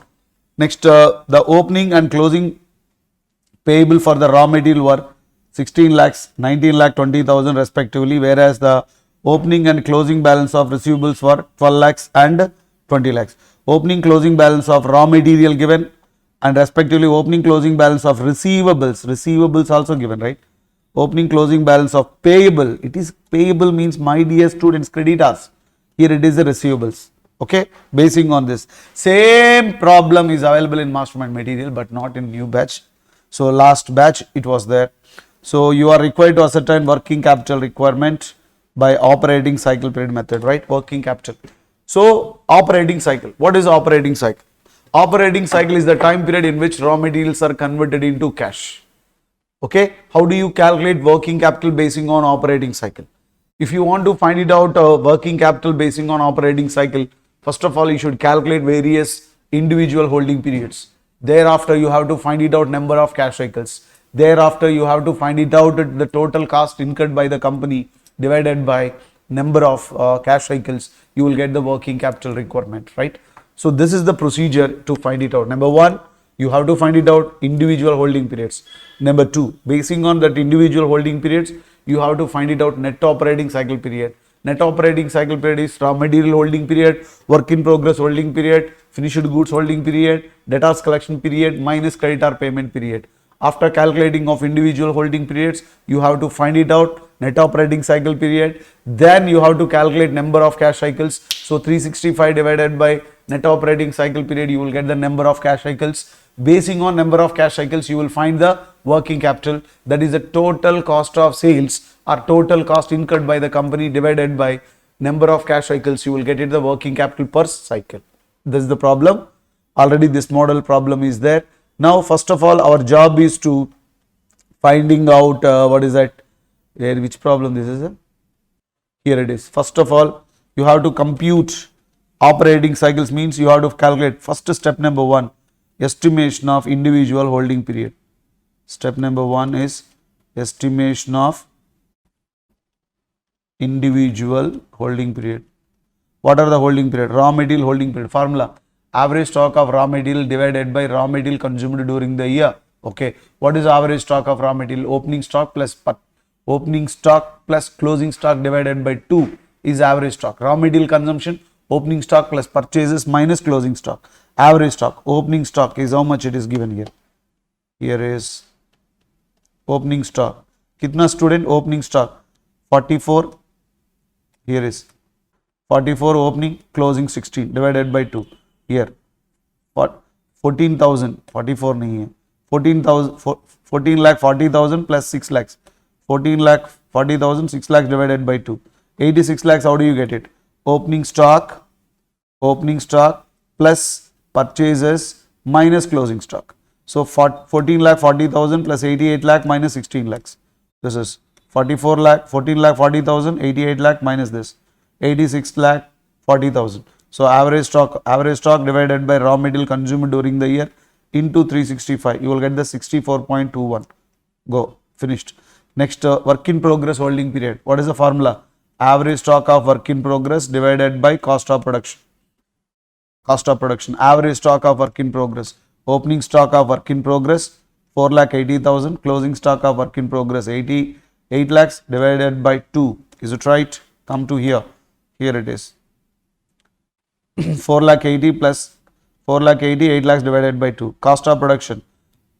cost of production, opening stock, raw material consumption. For direct wages, direct overhead, you will get the gross work cost. For this opening stock of work in progress less closing stock of work in progress, you will get the cost of production. Okay, you will get the opening stock of work in progress, add direct wages, direct expenses means raw material, wages, add production expenses, less closing stock of work in progress, you will get the production cost. So this is the production cost or cost of production. So 1,23,000 opening closing divided by cost of production into 365, 8.96. Next, stock of finished goods formula, average stock of finished goods divided by cost of goods sold. What is the difference between cost of production, cost of goods sold? Opening stock of finished goods less closing stock of finished. Add opening stock of finished goods less closing stock of finished goods, you will get the cost of goods sold. Let us take average stock, opening stock of finished goods. How much they given? 20,80,000, closing 24. 20,80 plus 24 lakh divided by 2. This. Next, cost of goods sold, cost of production you given. Add opening stock of finished goods less closing stock of finished goods. Less closing stock of finished goods. You will get the cost of goods sold 1 crore 20 lakhs. Take this 1 crore 20 lakhs into 365, 68.13. Then receivable collection period. What is the formula? Average debtors divided by credit sales. Okay, average debtors opening plus closing already given in the down. Here in the problem it is down, it is opening closing 12 plus 16, 12 plus 16 here divided by credit sales. Credit sales in the problem itself is the given is 1 crore 60 lakhs. Okay, so 1 crore 60 lakhs, so 31.94.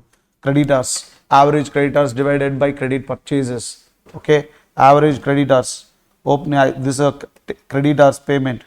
Creditors, how much? How do you calculate? Average creditors divided by credit purchases. Opening plus closing divided by credit purchases is here it is 88 lakhs. Okay, into 73 days. This is the first holding period. Thereafter, what is that? Net operating cycle period. Net operating cycle period. Raw material holding period plus work in progress holding period plus finished goods holding period plus debtors collection period minus creditor payment period. 64.21, 18.96, 68.13, 31.94 minus 73, 110.24. Next, working capital number of cash cycles. Number of cash cycles equal to 365 divided by net operating cycle period. You got it, 110 lakhs, 365, 110.24. Next, total operating expenses, total cost of goods sold, add selling distribution expenses, selling expenses, technically called cost of sales, divided by number of cash cycles, you will get it up 42 lakhs 28,329. The same problem is available in mastermind material. We solved it. Check this problem. Very easy problem. Okay. How do you calculate? Number one, first of all, you have to estimate individual holding period. Thereafter, you have to calculate operating cycle period. Thereafter, you have to find it out number of cash cycles. Thereafter, you have to find it out working capital. To calculate working capital, maximum cost incurred by the company, you have to take it. So, cost of production we calculate. For the cost of production, add selling, distribution, other expenses, you will get the cost of sales. Cost of sales divided by number of cash cycles. If you divide it, you will get working capital per cycle. Why? Because we compute working capital means to maintain effectively one cycle. Okay, that is, dear students. Then coming to okay, problems are theory part is given here. Financial lease, under financial lease bears the risk of obsolescence, while under operating lease lesser bears the risk of obsolescence. In view of this, you are required to compare the financial lease and operating lease. Okay, financial lease, operating lease, simply difference it is, you know that financial lease. So financial lease, operating lease. Operating lease, it is operating lease itself. Lessor leases asset to lessee if the lessor leases the asset to lessee. Okay, so the owner of the asset is called lessor, the person who takes asset is lessee. So asset should solve the operational requirement of lessee, then only lessee can pay money to lessor. So operating lease is a cancelable lease. Operating lease is short term lease. Operating lease where minor and major expenses must be borne by lessor only. Whereas a financial lease, when lessor leases asset to lessee, right? So lessor leases asset to lessee, so E to Z, minimum, maximum, anything expenses must be borne by the lessee itself. It is a long run lease, it is a non-cancelable lease, okay, non-cancelable lease, where all the expenses should be borne by lessee itself, okay. So that is the operating lease and financial lease. Let us check here once again. This is risk and reward incident, ownership passed to the lessee in financial lease, everything. But lessor only remains the legal owner of the asset. In lessee, ownership lies in the hands of lessor. Only lessee can use the asset. After the term agreement is finished, lessee has to hand over the asset to lessor. So here in this, lessee bears the risk of obsolescence, but here lessor bears the risk of obsolescence. The lessor is interested in his rental and not the asset. But in this operating lease, lessor in this lease, I have a truck, man, I will give to a mining company. It is a financial lease. I don't bother for what purpose you are going to use, right? Use it, man. But you pay nominal, reasonable lease rental. For what purpose you are going to use it? Use it. That's why in financial lease, lessor is interested in his rental but not the asset. So this is the long run lease. It is non-cancelable lease. Okay, sometimes asset may lies in the hands of a lessee itself. At the final settlement, they will make some amount because it is a long run lease. Operating lease means generally lessor does not have difficulty in leasing the same asset to other willing the lease. The lessee is kept cancelled by the lessor. Usually lessor bears the cost of repairs and maintenance and everything, lessor. But sometimes in financial lease, since it is a long run lease, sometimes lessee can also lease the asset to someone else. But in financial lease, but in operating lease, it could not happen. Dear students, leasing is an alternative to the capital budgeting. Once you are aware of leasing, right, you will don't take a investment decision. Once you don't take investment, the amount would be saved, Okay, that is. Coming to second question, brief out the silent futures of samurai. Samurai, Japan, samurai bond. You are Indian, man, you want to do business in Japan. Will you take Indian currency and convert into Japan because you want to do the transaction in Japan? In such a case, will it good to convert the local currency into foreign currency and taking that foreign currency and doing your business transaction? Meanwhile, foreign exchange risk, it's for that purpose, certain companies, in order to handle the financial transaction in international currency with samurai, samurai means in Japan. So there is a fighter, they are called samurais. Okay, so samurai bonds means that any country, for example, Indian company go to Japan and issues samurai bonds in order to raise not Indian currency, but the Japan currency yen, in order to undertake the operations which is going to be handled by the company in yen. Why? Because converting this local currency into foreign currency, it will take time, right? That is, let us move into this one. It is here, you see, samurai bonds are denominated in Japanese. Just now I told you, issued in Tokyo, issued by non-Japanese company. It is not issued by Japanese company, issued by non-Japanese company. A regulation should be followed by Japanese. The purpose to capital availability in Japanese market. Issue procedure can be used to fund Japanese operations. Issue proceeds can be used to fund company local opportunity. It can also be used to hedge the foreign exchange risk, right? Absolutely, yes, if you have a Indian currency and you go there and if you convert into foreign currency and you want to handle the means exchange because of converting domestic into international, you will lose some money. For that purpose, you have to overcome, in order to that, certain companies issue samurai bonds not for domestic currency, means Indian company issues means not for the domestic, for their currency itself, Japanese currency, yen. For that purpose, they will issue samurai bonds. Okay.